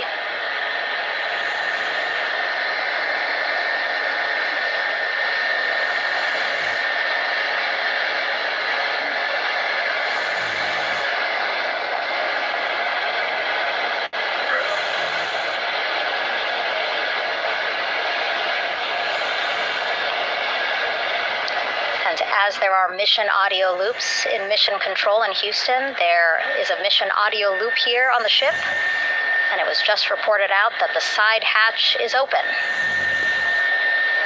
Side hatch of integrity is open. You're getting these beautiful shots from our aerial assets. The ship itself, where I'm on, just 3,000 yards away.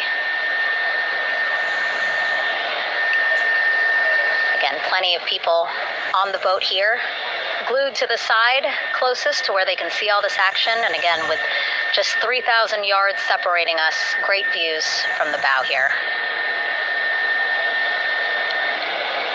You can see now that side hatch is open. One of the Navy personnel is about to get inside there.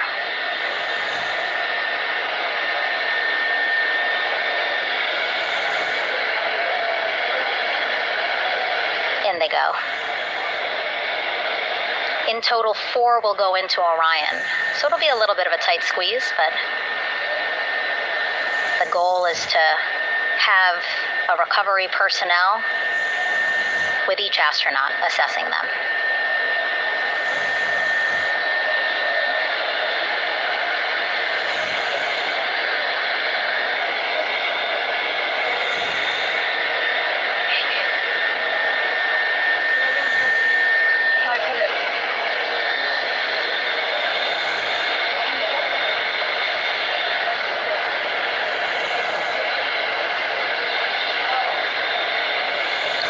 Boats getting closer now.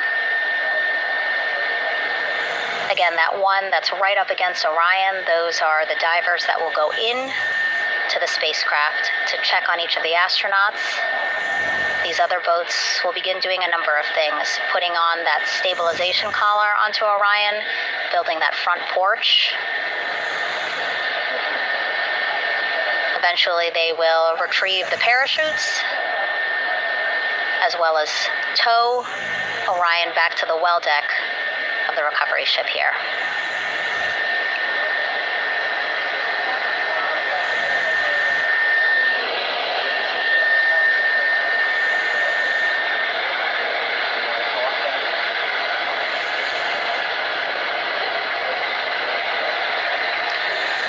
And so as we wait for the Navy and NASA personnel to get their assessment of the crew inside of Orion, why don't we toss it back to Rob for an update?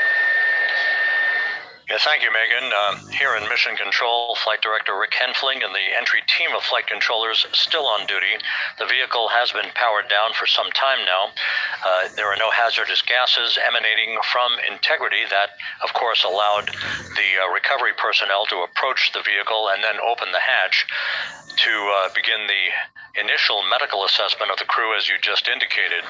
Now we're standing by for the erection of that inflatable raft, the front porch, alongside of the vehicle that will enable the crew to be extracted one by one onto the raft, have a moment or two to get their land legs back before they're hoisted into two hovering Navy helicopters, 2 crew members for each helicopter, for a short flight back to the deck of the USS John P. Murtha.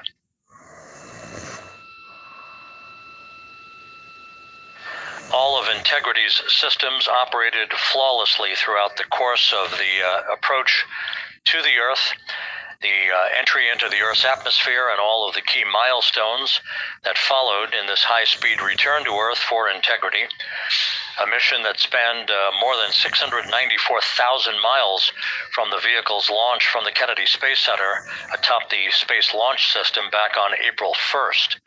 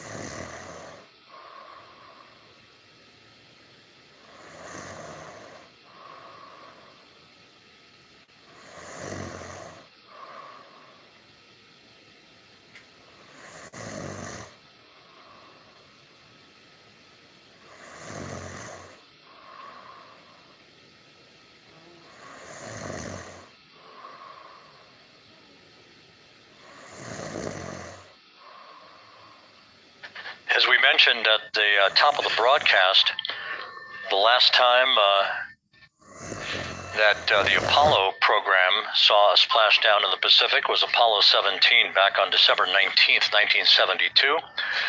So for the first time in 53 and a half years, we have reenacted that with the arrival of Integrity's astronauts as they flew around the moon in that historic lunar flyby that began with a trans-lunar injection burn that took them out of Earth orbit following 24 hours of a high Earth orbit trajectory. The high Earth orbit trajectory enabled flight controllers here to have a full 24 hours to evaluate the systems on Integrity and the condition of the crew before they would commit to flying to the moon.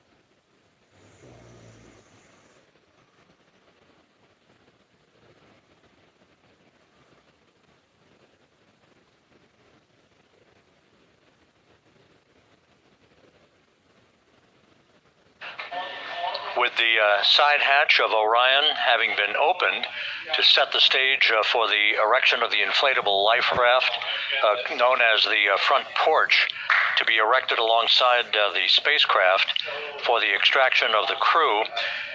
Let's play for you an interview that my colleague Megan Cruz conducted on the USS John P. Murtha with Navy diver First Class David McMahon that explains how this process is unfolding. Okay, Davey, so you and some of your team, one last look over of the stabilization collar, correct? Yes, ma'am. Okay, so what is this stabilization collar? This is what's going to stabilize the capsule out there in the ocean. We don't know how good the weather or the waves will be that day, so this will help prevent any unnecessary occurrences from happening, stabilizing the capsule and the astronauts inside. So basically this is a float that will go around Orion. I'm assuming that what they're doing right now, these are the lines that will attach the collar onto Orion? That is correct. And so what are they doing here? So we've got the lower line that will secure the inflation device before we inflate it. That gives us the go-ahead that it's secure and in space, and then we'll inflate it, and then once that is done, we'll undo all the carabiners and get this orange line on top tied in the same fashion, and then this will be secured to the capsule, and the astronauts can safely take their first steps out of the capsule onto the front porch. Okay, and how long will it take them to set up the stabilization We collar? should definitely be able to handle this in under 10 minutes. Okay, wow. And then you just mentioned the front porch. So basically after they set up the stabilization collar, then they set up what's called the front porch here. That's correct. Okay, and what's the front porch? Front porch is basically a bigger waiting room for the astronauts to sit in while we wait for the helicopters to show up and grab them. Okay, so the medical team that was inside with the crew, they're going to help them out and onto the front porch? That is correct. And then what happens here? We have hired trained medical also on board the front porch that will give them lookovers and just make sure they're okay while we wait for the helicopters to show up. Okay, how does it feel? I mean, your team, you, to be part of a mission that's returning astronauts from the moon in more than 50 years? We all feel extremely honored to be a part of this, as well as a bigger mission for the Navy and joining up with NASA to do great things. And do you feel like you and your team are ready? Yes, very ready. Cool. All right, thank you so much. Thank you.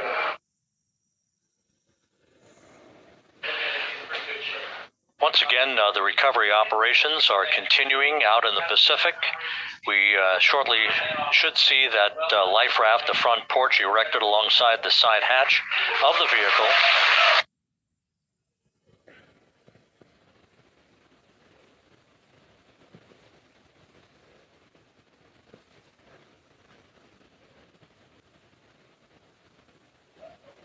A number of flight controllers have come into the flight control room to receive congratulations from Entry Flight Director Rick Henfling, but we're going to stick with our operations out in the Pacific as we await the extraction of the 4 crew members who are reported to be in excellent condition.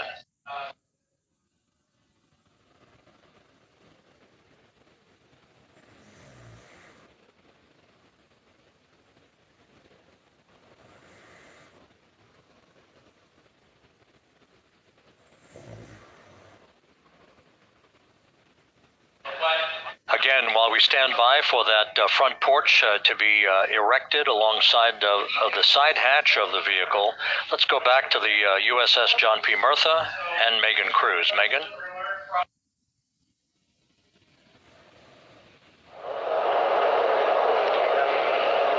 Hey, Rob. Pausing now to listen to some internal audio loops again. The operations team here on the ship communicating with everyone out on the water. It seems like currents are hindering them a little bit from unfurling and inflating the stabilization collar as well as the front porch. But again, the requirement to get the crew out within 2 hours of splashdown, plenty of time. So no concerns just yet. But as calm as the water looks, yeah, it looks like it's hindering the teams just a tad.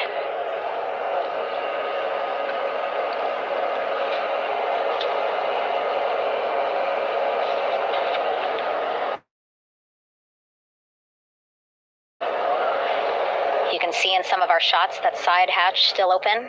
Again, inside there are now 8 people inside. 4 divers, Navy divers, all with medical training, each assigned to an astronaut each. Making sure that they're comfortable, feeling good.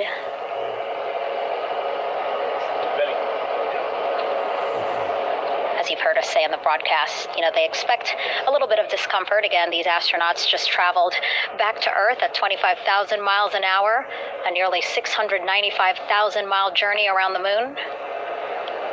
If you think you get car sick.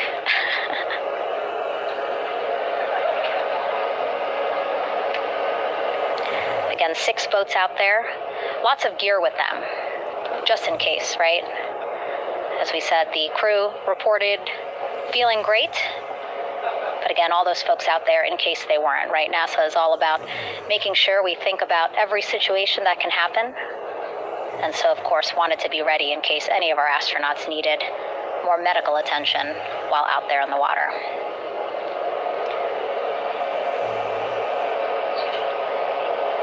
You see now teams again trying to set up the stabilization collar and front porch for the crew to get out of Orion. They need both, right? The stabilization collar will keep Orion from swaying as you see it is doing now.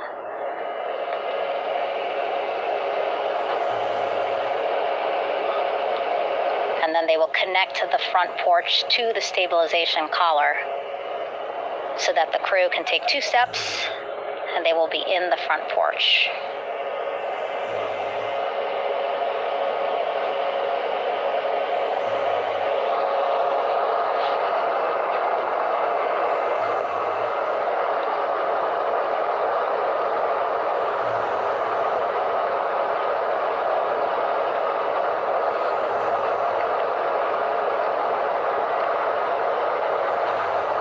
Chatter on the mission audio loops, that's a good thing. Again, things proceeding pretty nominally, even if they're fighting some currents out there on the Pacific Ocean.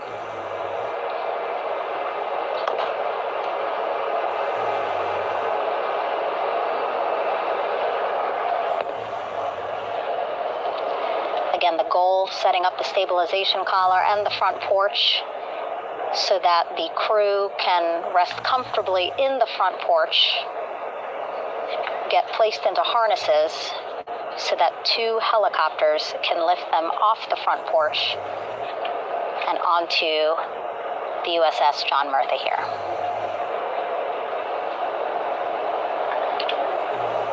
The helicopters are going to take turns picking up an astronaut. So again, Helo 1 and Helo 2.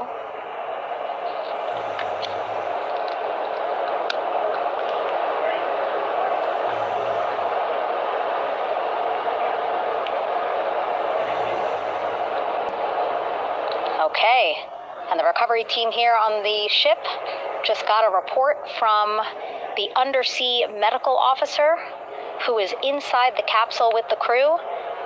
He is reporting all 4 members are green. All of our 4 astronauts, Reed, Victor, Christina, Jeremy, green, meaning they are feeling great, not the complexion of their skin. They are feeling great, happy to be home, and ready to be extracted as soon as possible.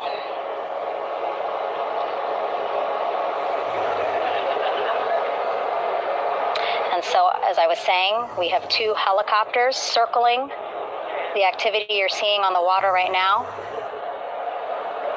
Each will take turns picking up an astronaut. So Helo 1 will come on in, hover above the front porch, about 40 feet above the front porch. A Navy recovery specialist will be hoisted down into the front porch. The restricted maneuvering doctrine is in effect. Will connect to the first astronaut, which we're expecting to be Christina. And then Helo 2 comes around, picks up Jeremy, while Helo 1 stays above head, and then Helo 1 will come back in for another astronaut, and then Helo 2 for the last astronaut, and then back to the flight deck here on the recovery ship.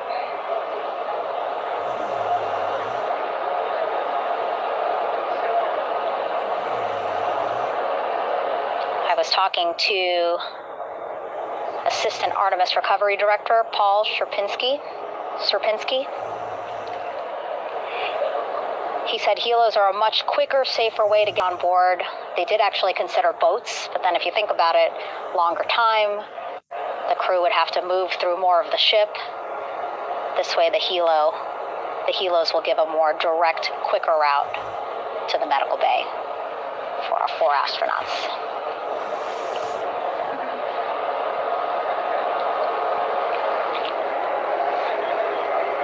Beautiful shots from our aerial and imagery teams.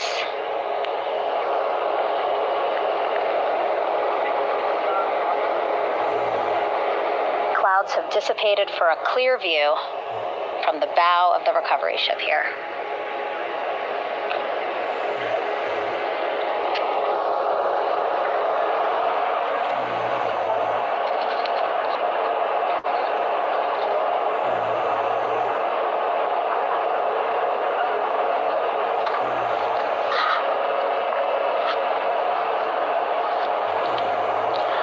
Still see divers in the water there. Encircling Orion, that is that stabilization collar we've been telling you about. As you saw in that interview just a few minutes ago, they have to first connect it to Orion, and then once it's secured onto Orion, they can inflate it, and then they'll further secure it with other harnesses and lines.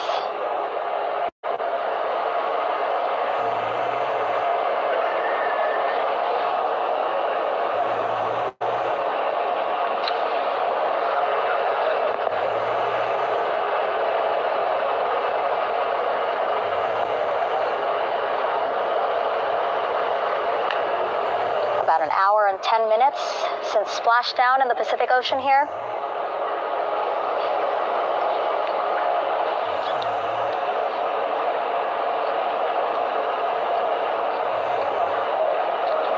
Victor, Christina, and Jeremy back home after a history-making mission to the moon and back.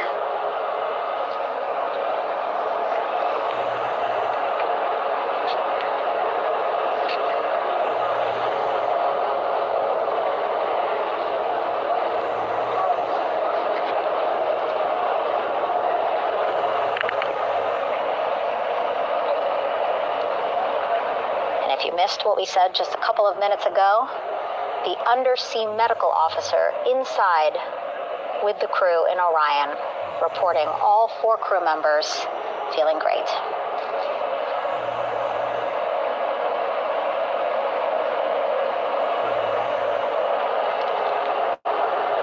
Progress being made there on the stabilization collar. It looks like they are beginning to inflate it.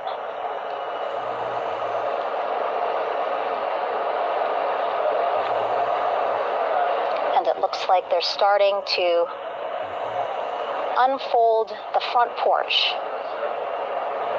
in order to get that into the water here shortly and inflate that as well.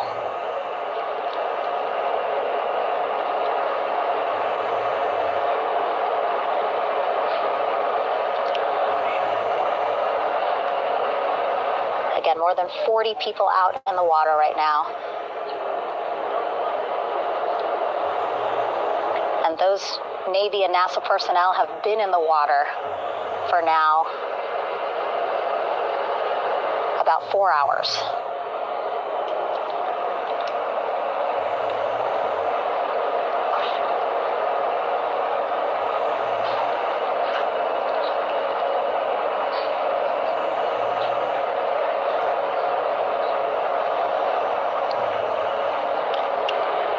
The reason why they had to get out so early is just to stage everything. And actually here on the ship,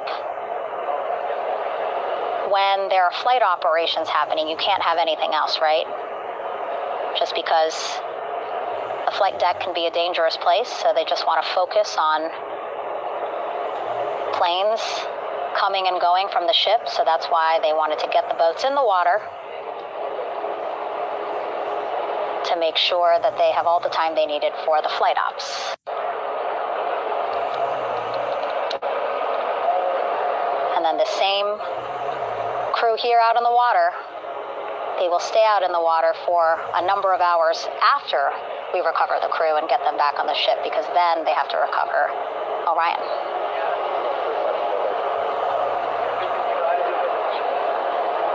All right, that stabilization collar looking good around Orion. We're now seeing some recovery personnel getting on to that collar. Again, they need to further attach it to Orion to make sure that it can really prop up the spacecraft. It's basically lifting it up off of the water just a tad. Again, so it's not so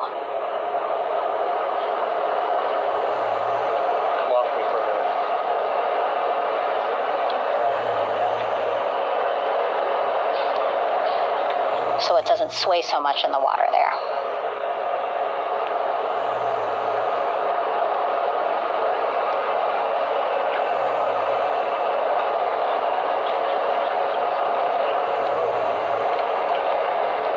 And now that front porch looks like it's nearly fully inflated as well. You can see a much larger surface area.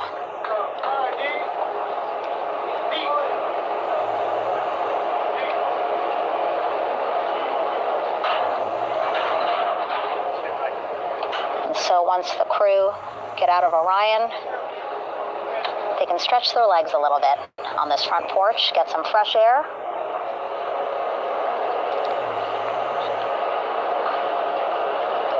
And enjoy this beautiful day here on their home planet.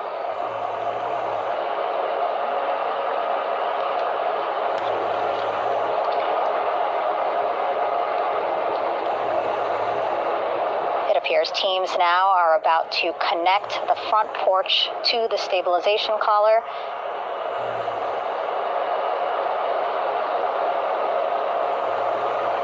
And at that point, when both are secure, we should soon see astronauts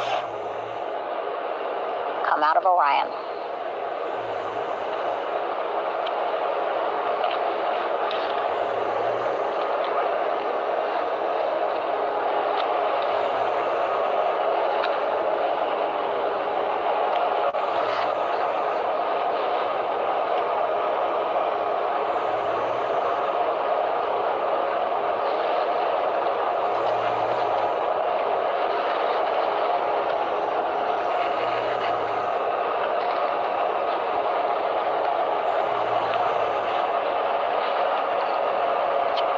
These views you see also being fed to the Landing Force Operations Center here on the ship.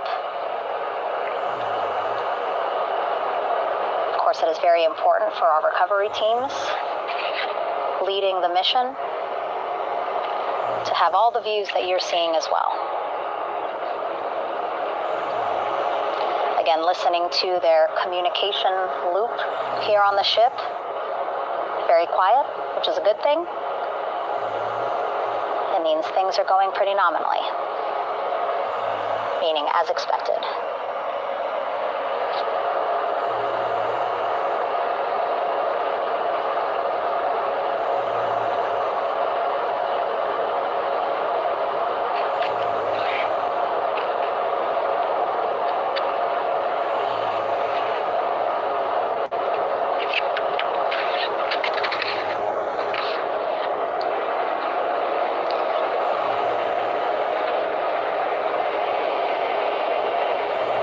All this activity happening just 3,000 yards away from the ship. So that means this will be a very quick flight back on the helicopters for the crew. 2-3 minutes, and then they'll be back here on the ship. I know.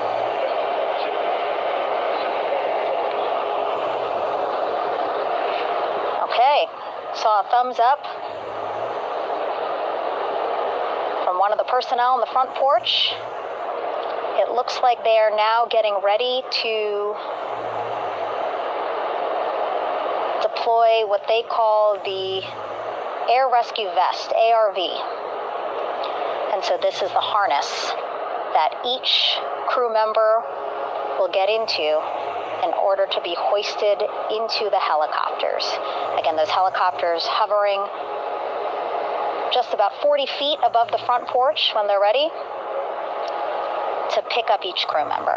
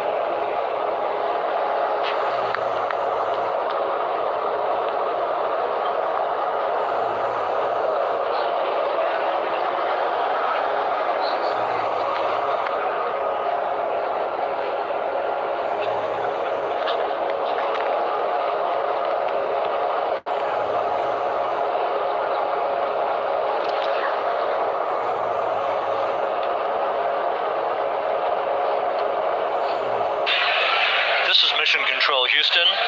Behind me, a fairly raucous scene as hundreds of flight controllers have poured into the flight control room here. This is reminiscent of the scene after the final shuttle mission of STS-135, although that was the end of a program. This is only the beginning of a program with the textbook splashdown of integrity and its 4 astronauts. We're standing by for the crew to be extracted from the spacecraft. Entry Flight Director Rick Henfling invited all of these flight controllers who have contributed to this mission to enter the flight control room to have an opportunity to receive well wishes and to share the mutual glow that exists in the wake of a textbook mission for integrity. On the front screen here in Mission Control, a sign that says "Welcome Home Integrity, taking humanity back to the moon, going further, and returning safely to Earth." So all of that jubilation, part of the post-splashdown activities, even as we await the crew being extracted from the vehicle to be hoisted onto Navy helicopters for the trip back to the USS John P. Murtha.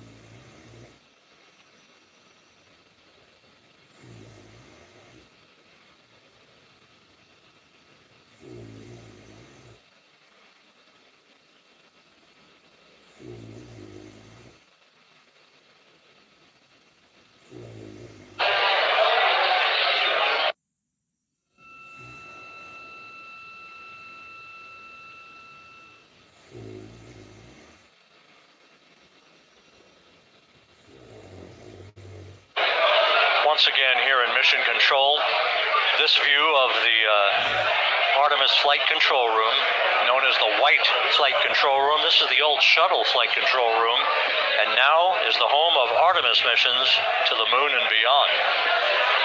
Once again, quite a few flight controllers were invited in by Entry Flight Director Rick Henfling to share in the jubilation following the successful splashdown of integrity.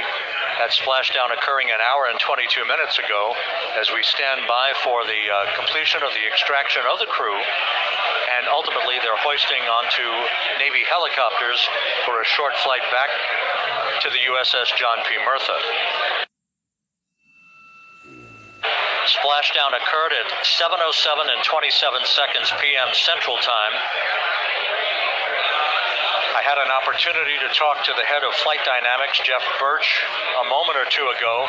He said the trajectory of integrity integrity coming through the Earth's atmosphere was so precise, they've never seen anything line up on a ground track like today's entry by integrity for its splashdown southwest of San Diego.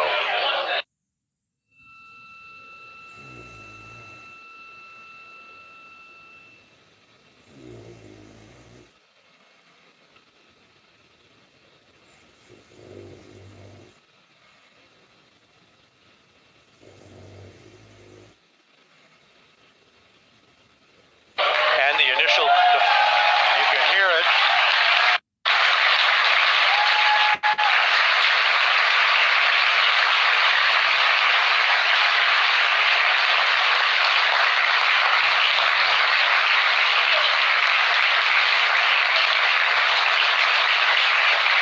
Jubilation here in the flight control room. The first crew member is out of integrity.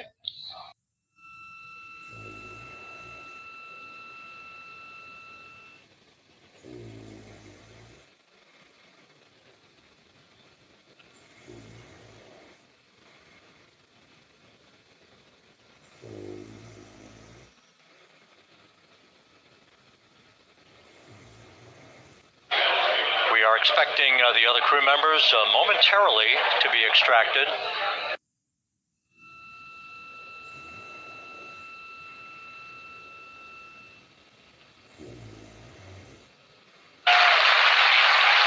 We now have 2 crew members out.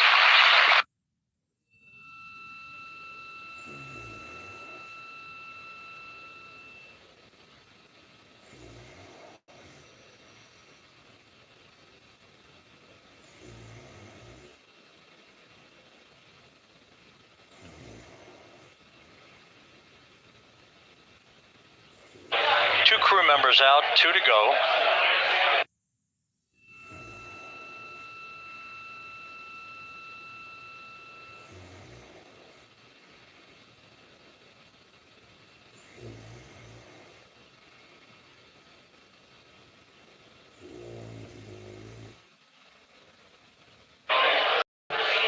We're about 1 hour from sunset out in the Pacific. Everything continues to go well.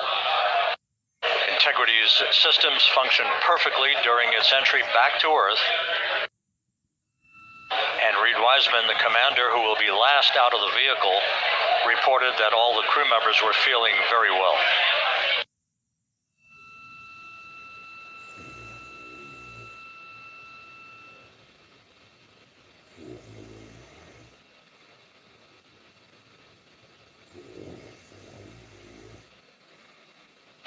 Crew member number 3 now out.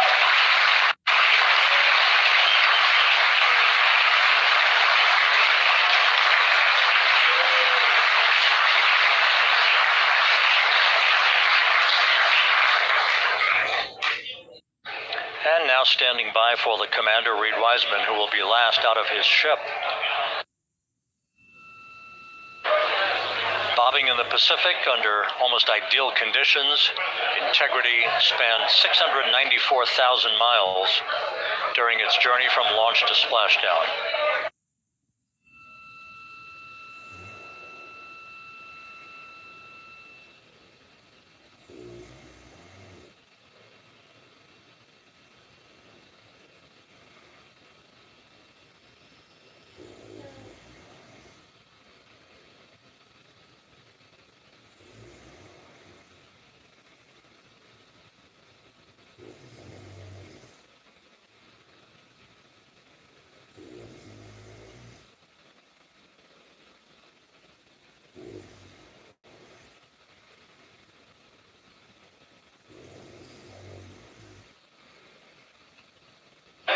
And we now have Reed Wiseman out of the vehicle, all 4 crew members now out of Integrity.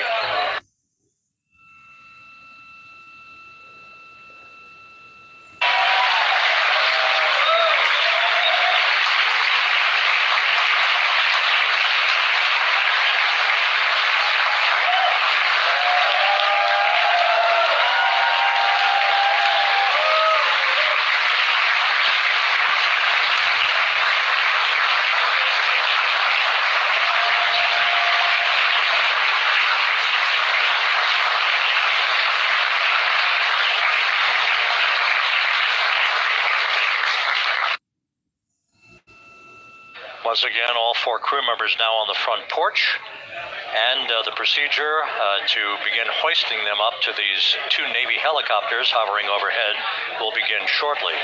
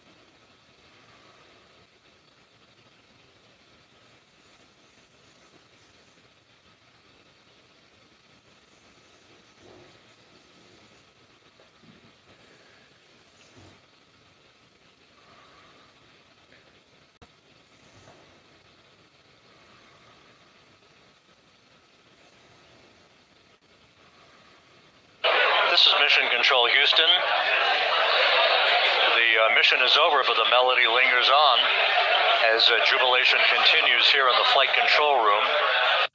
We should be expecting NASA's Associate Administrator, Amit Kshatriya, to be joining us shortly for a short interview while the recovery operations continue out in the Pacific.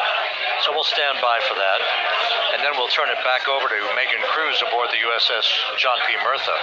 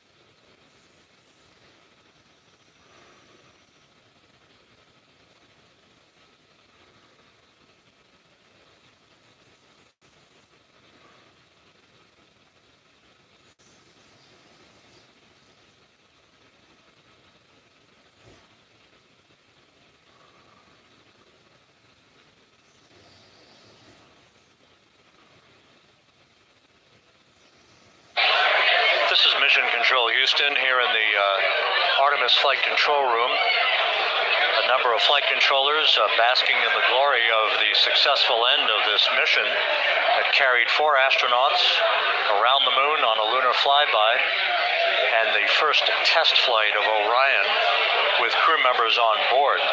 Splashdown occurring an hour and 32 minutes ago after a flawless descent back into the Earth's atmosphere for the vehicle.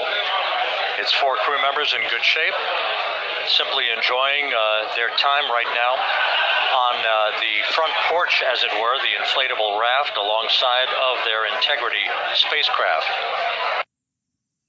We're expecting Amit Kshatriya, the NASA Associate Administrator, to join us here momentarily for a brief interview before we turn it back over to Megan Cruz aboard the USS John P. Murtha, the recovery ship.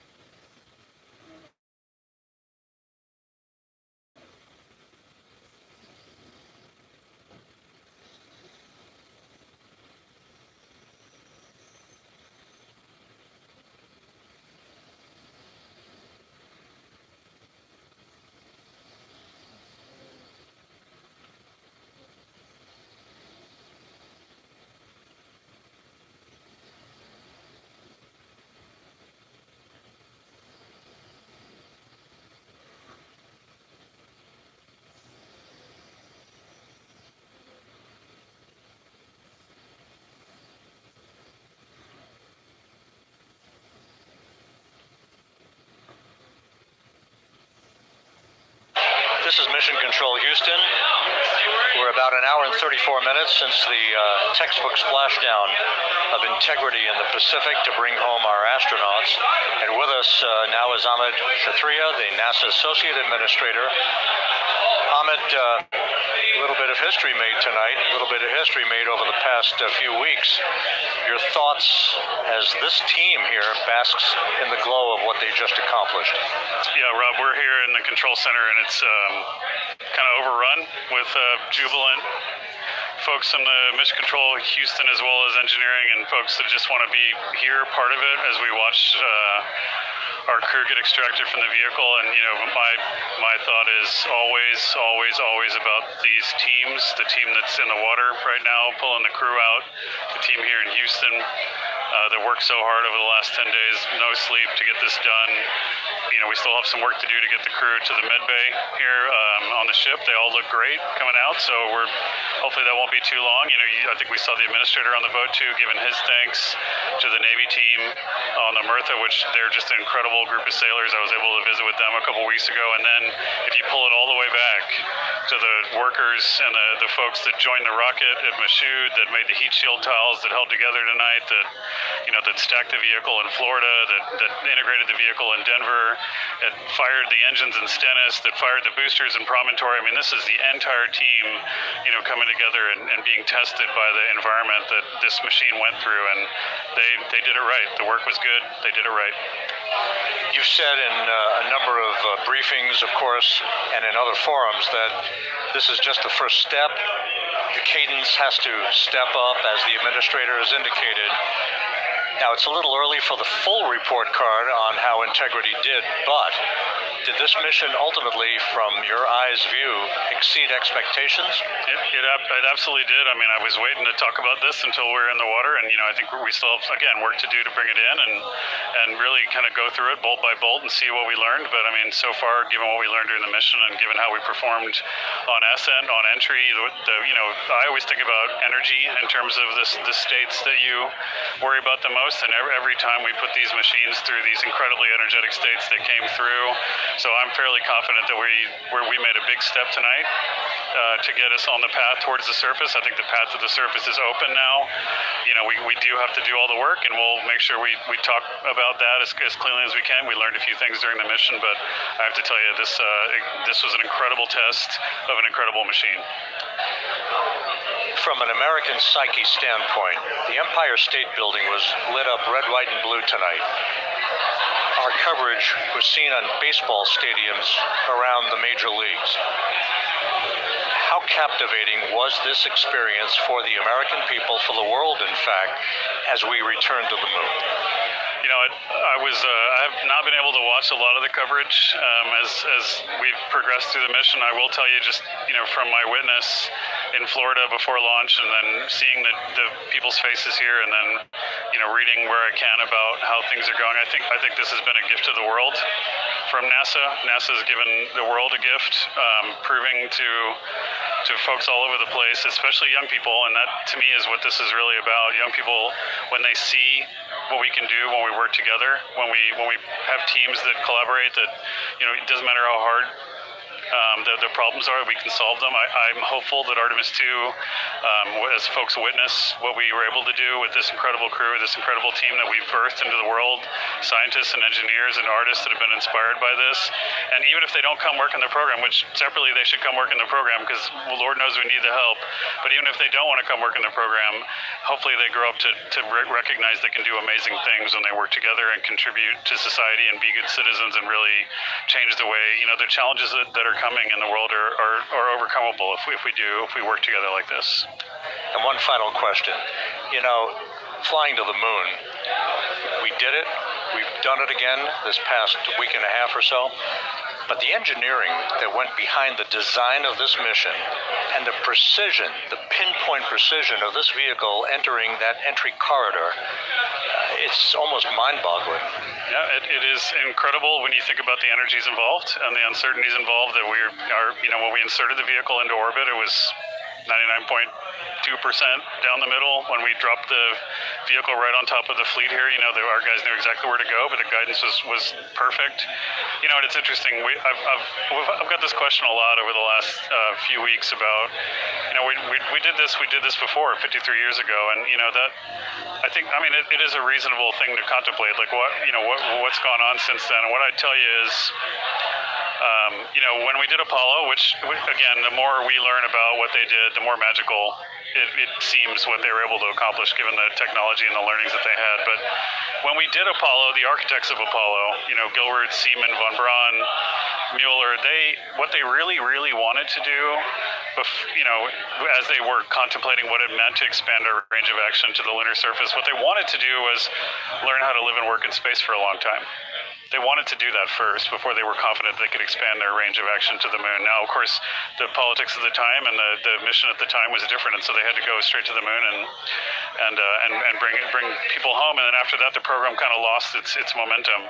But after that, NASA kept moving along those paths, right? So we recognized during Apollo that reusability was going to be important. We spent a lot of money on those machines, and we spent a lot of money on these machines here, but we recognized that reusability was important, which is why we built a winged space plane called Space Shuttle, and then we used that reusable machine to build a space station. And we learned for 25 years how to live and work in space, and have been able to develop technologies that can enable exploration. So really, what I think is now, 53 years later, we're at the point where the architects of Apollo would have been pleased that we're now ready to actually go back to the moon and go back to stay, because we've learned all the things we needed to learn. There's a lot of people pleased here tonight, and we really thank you for joining us. Amit Kshatriya, NASA's Associate Administrator, as we begin to hoist the crew onto the helicopters to head back to the recovery ship. Thank you very much. Thank you, Rob. Congratulations, Amit.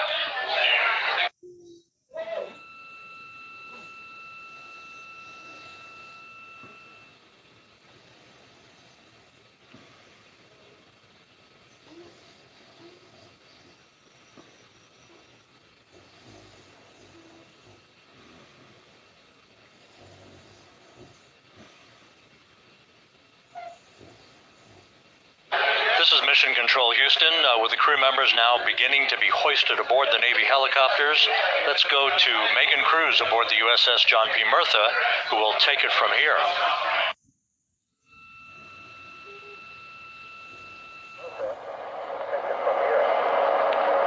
Hey, Rob, back on the bow of the ship here, we are seeing the helicopters circling Orion, the first one there, having just completed picking up the first astronaut.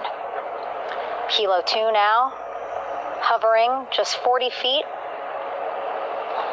above the front porch, lowering a recovery specialist out of the helicopter. That person will touch down in the front porch just there.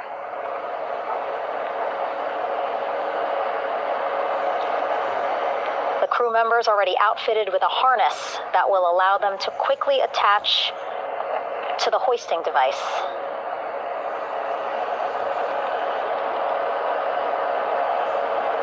Look at the power of those blades throwing water out at the center there, the front porch, with now 3 astronauts and the recovery specialists.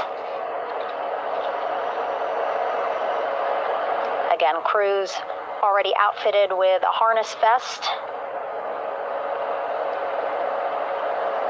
And here we go. Second astronaut now off the front porch, getting hoisted into the second helicopter.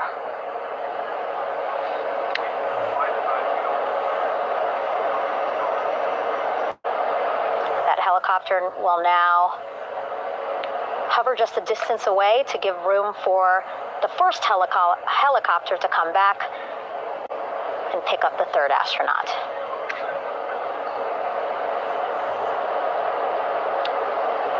As we wait for that helicopter to come back, make its way back around, just want to mention that the President of the United States called our NASA administrator today while he was on the ship, just minutes after we interviewed him live on our coverage, and congratulated him and NASA on this history-making moment tonight.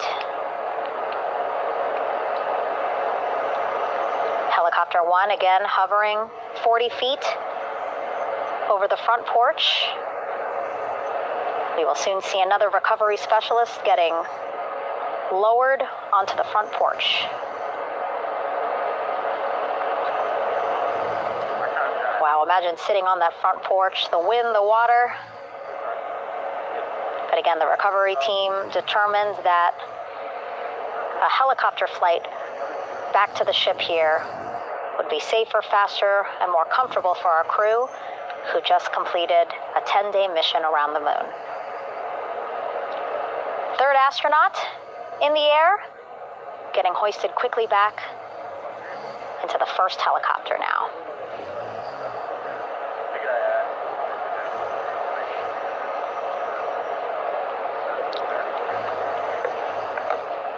That first helicopter now on its way back to the ship here. We will soon see it land in just a few minutes. Again, all this action happening just 3,000 yards away from us, so a very quick flight back to the flight deck.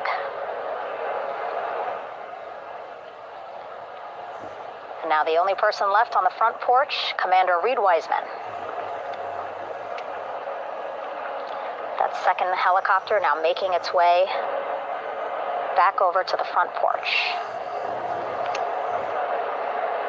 Here it comes.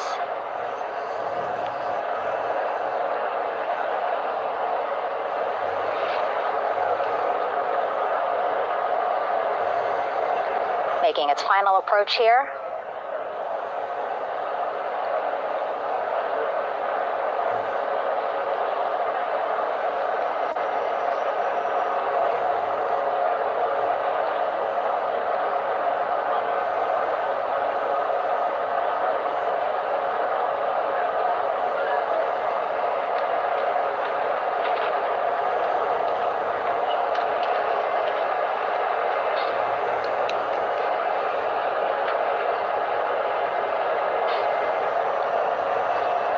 Last astronaut, Commander Reed Wiseman, now off the front porch and almost into the second helicopter. Both now on their way back to the ship where we are, the USS John P. Murtha, just west of San Diego in the Pacific Ocean.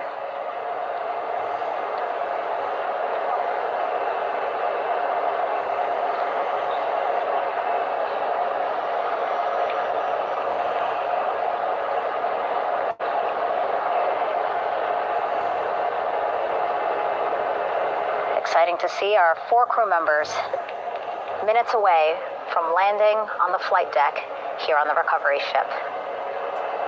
550 people on this ship, excited, ready, anxious, looking forward to welcoming this crew aboard.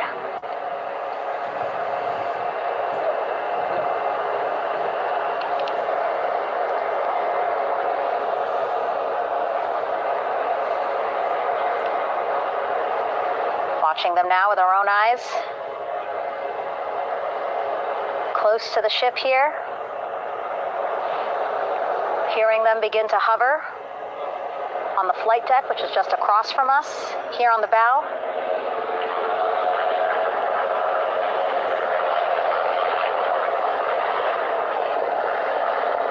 The first helicopter coming in.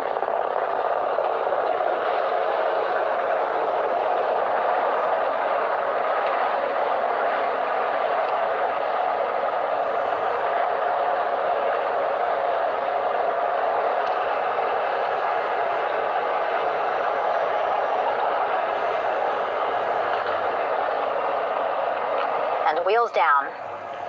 Wheels down of the first helicopter carrying 2 of our Artemis 2 crew. Pilot Victor Glover and mission specialist Christina Cook.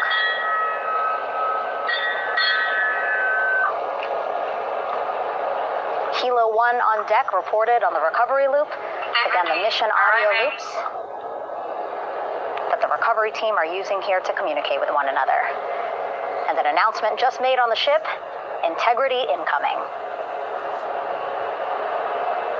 2 more helicopters on their way to the flight deck, one carrying the crew, the other, one of our imagery helicopters, Again, kudos to our imagery and aerial teams for giving us these beautiful views of history in the making.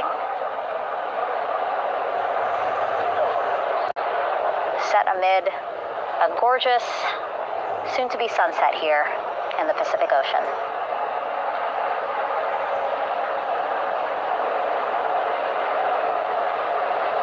Second helicopter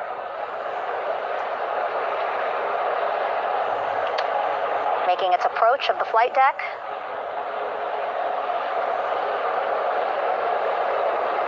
Plenty of people here on the bow with their cell phones out, filming this moment.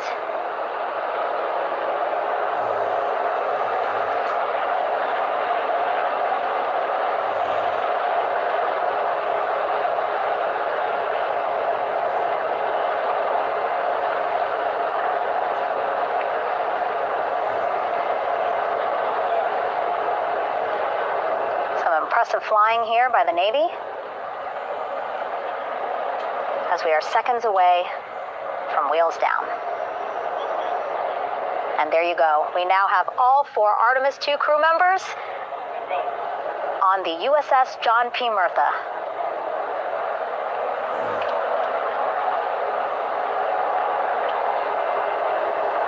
I'm sure they're happy to be out of the water and on this recovery ship with 550 people on board,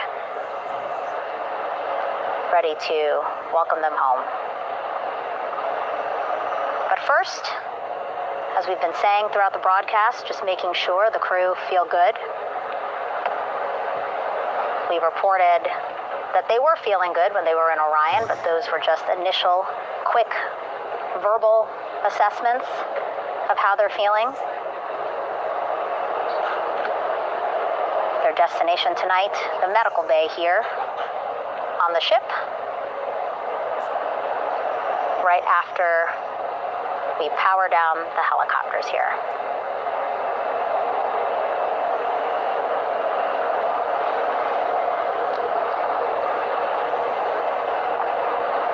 The team on the flight deck working quickly but methodically.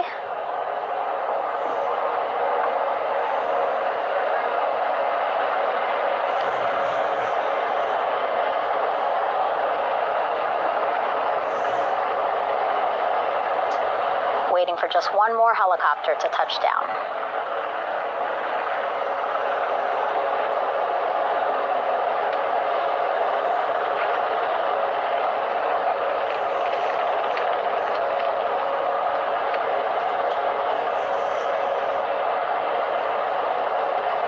Very limited personnel here on the flight deck. Maneuver doctrine is in effect. As that third helicopter touches down.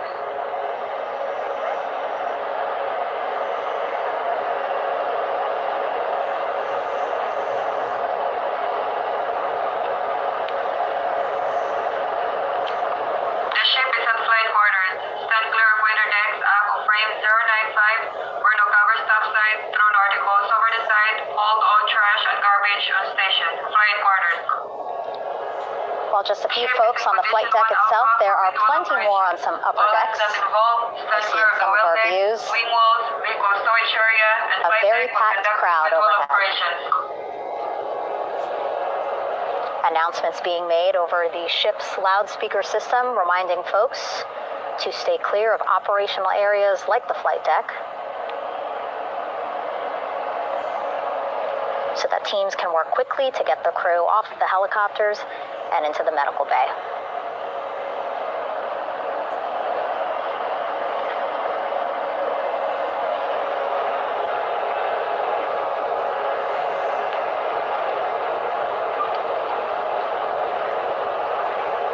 Splashdown today, 5:06 p.m.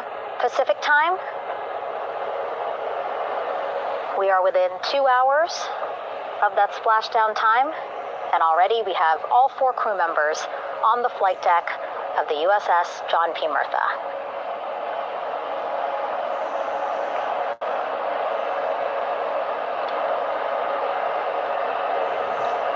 Again, crew waiting before getting out for the helicopters to completely shut down.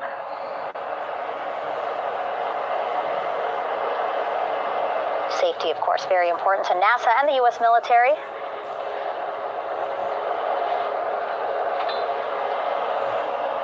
So we'll wait just a couple of minutes here before we start seeing crew members walk off the helicopters one by one.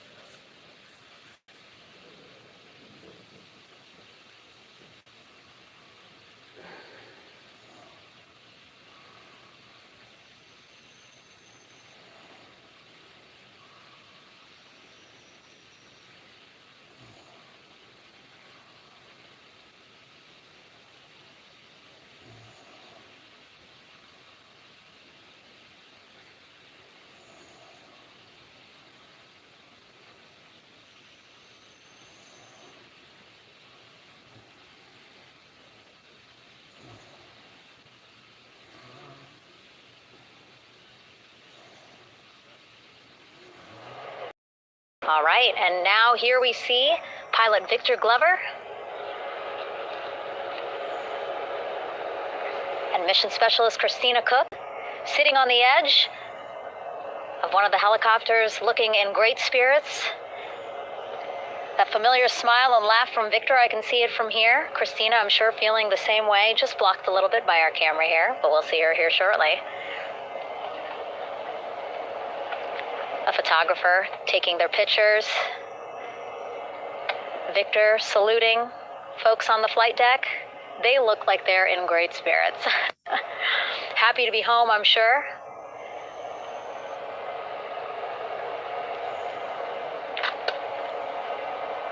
If you're sitting at home, I hope you too are wondering, what would you want to ask them if you got a chance to talk to them? Because that is what I'm thinking about. Getting the opportunity to talk to or ask questions of these 4 astronauts who just made history as the first crew to return to the moon since 1972.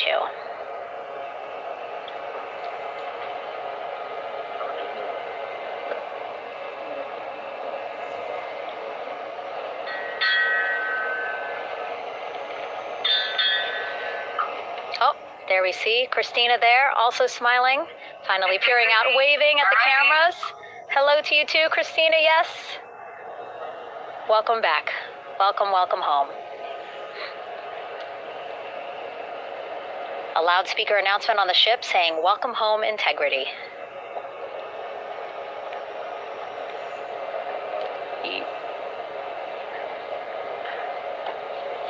Victor in great spirits. I can't see who he's talking to, but I kind of think that he might be talking to his other 2 crew members. Shouting from across the flight deck, congratulations to one another.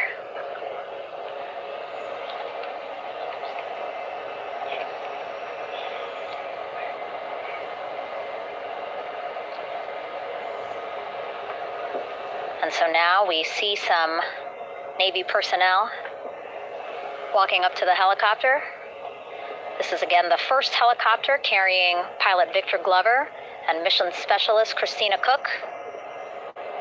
Both have taken off their helmets now.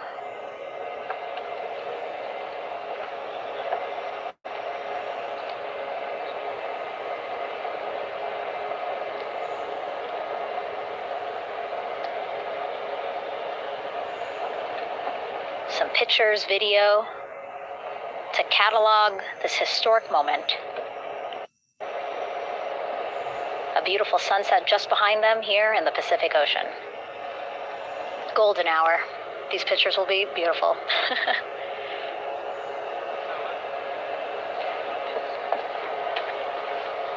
Now we see NASA Administrator Jared Isaacman. He is on the flight deck, as well as Flight Surgeon Rick Schuring walking over to Victor and Christina first. We saw the administrator walk over to the other helicopter, which is carrying Commander Reed Weissman and Mission Specialist Jeremy Hansen. We heard from Rick earlier in the broadcast. Again, he said he's going to be there on the flight deck to do another initial assessment of the crew, ask them how they're feeling,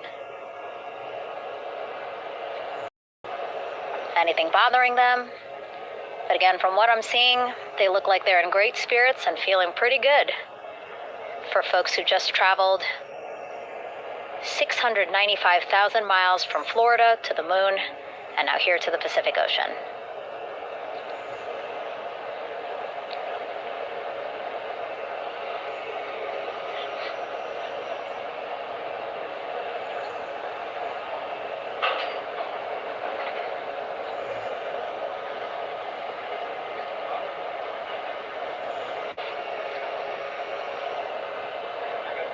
We're now seeing NASA Administrator Jared Isaacman walking across the flight deck. He had been talking to Reed and Jeremy, now approaching Victor and Christina. A hug from Victor? A hug from Christina? What a moment that we're getting to experience together.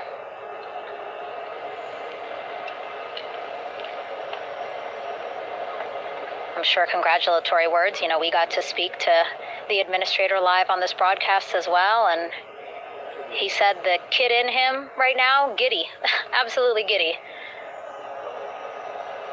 at what we were able to accomplish today. Returning them home safely and in good spirits after a 10-day mission around the moon. And here we go. We're seeing Jeremy walking, waving across the flight deck, now on his way to the medical bay.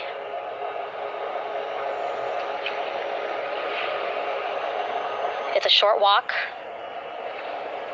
less than a minute. Again, that's why the recovery team decided to use helicopters to get them on the flight deck for that short walk to medical bay. And now on the flight deck, we see the chief of the astronaut office, Scott Tingle. Rick Schuring switching places. He's going over to the other helicopter. Big hugs from Victor, Christina to Scott. Again, a gorgeous sunset setting the stage for this recovery tonight.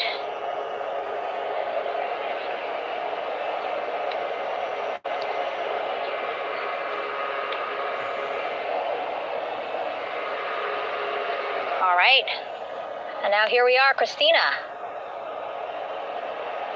making her way, looking thankful, grateful, happy to be home.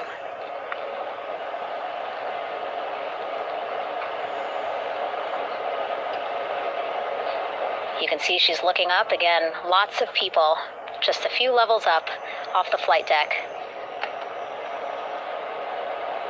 welcoming her home.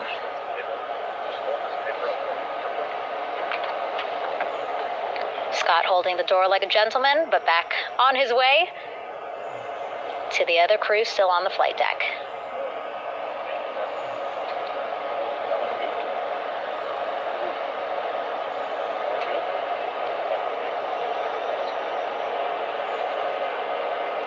So still on the flight deck, Victor Glover and Reed Weissman. It looks like Victor will be the next one headed to medical bay. More hugs, more hugs. He's a hugger.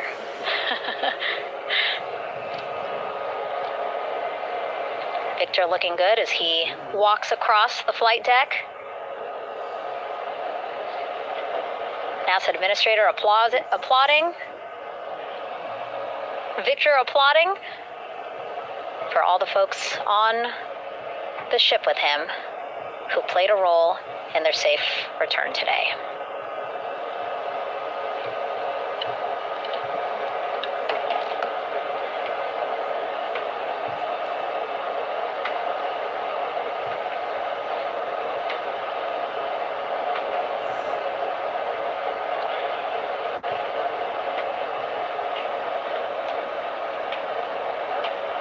And finally, just one Artemis 2 crew member left on the flight deck, Commander Reed Weissman.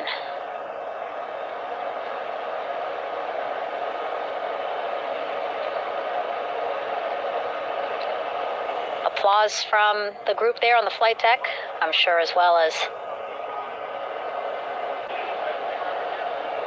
on the level just above them, packed with people.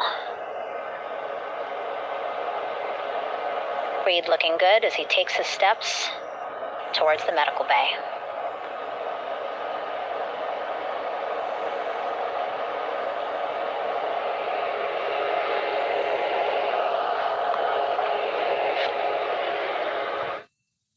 See our 4 Artemis 2 crew members back on the ship. Again, now they will head into medical bay, where they will be assessed by flight surgeons from both NASA as well as the Canadian Space Agency. A more in-depth assessment. When they get to medical bay, they will each have their own nurse. They will be helped out of their suits. And then again, we'll check to see that they're feeling good. Make sure it's not just adrenaline, but that they are feeling good from their long journey back from the moon. Beautiful shot of that sunset, illuminating our flight deck.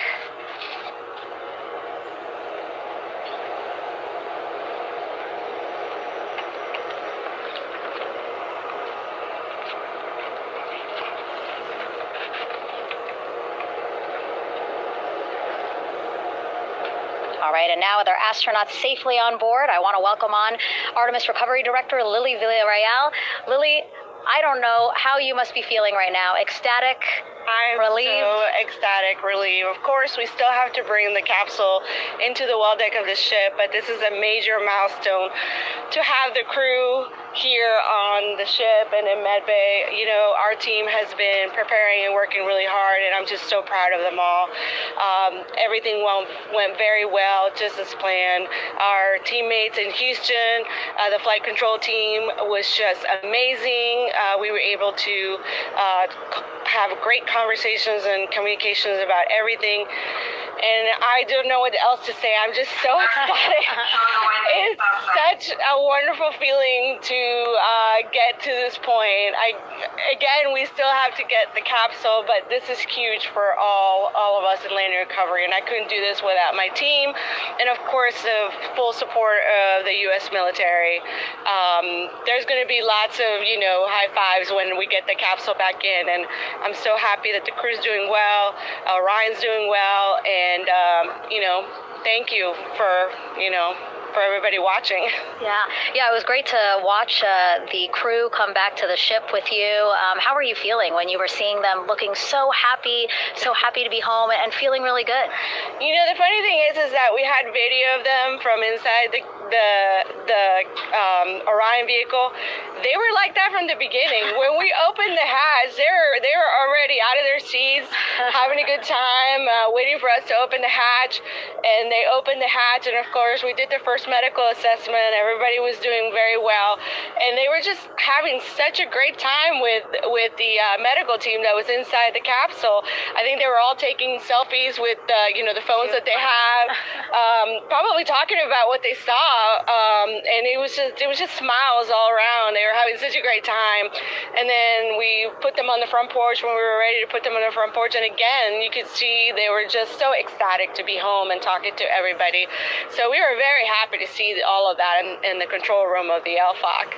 How remarkable is that? Again, if we think about their journey, the 695,000-mile journey around the moon and back, coming back at 30 times faster than the speed of sound. I mean, how remarkable is that they are in such good spirits? I mean, this is an amazing crew. I think you guys have seen it for the past 10 days. They're wonderful people, and we're so happy that they brought us along on that ride.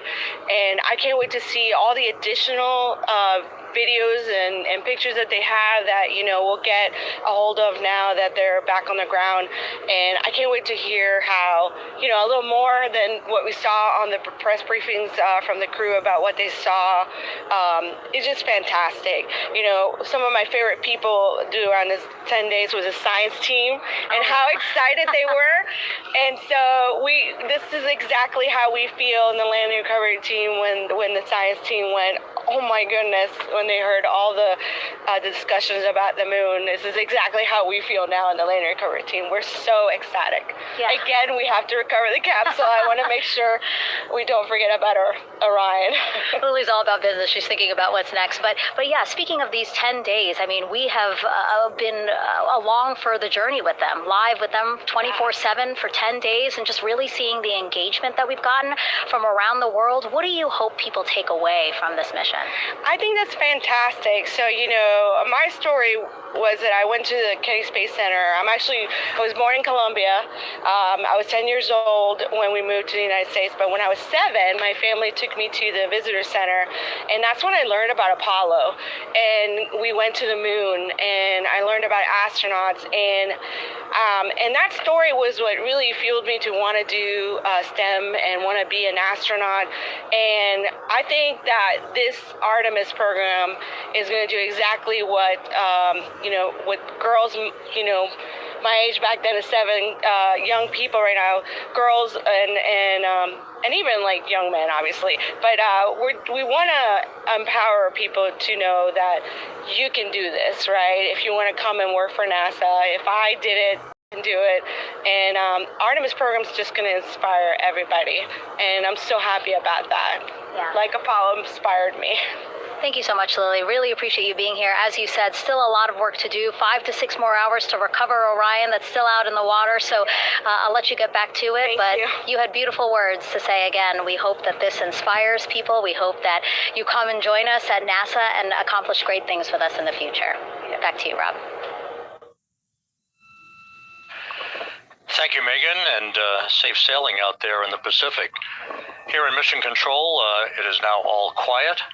The team of flight controllers and all their support personnel have left the room to enjoy the aftermath of a textbook touchdown by Integrity at Splashdown in the Pacific, right on target to complete this historic flyby of the moon, the Artemis II mission.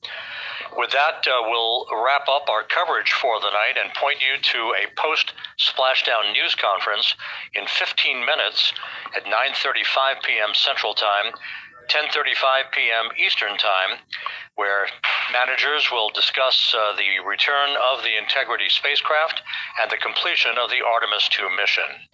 With that, we'll wrap up our coverage for this evening and historic mission in the history books. This is Mission Control Houston.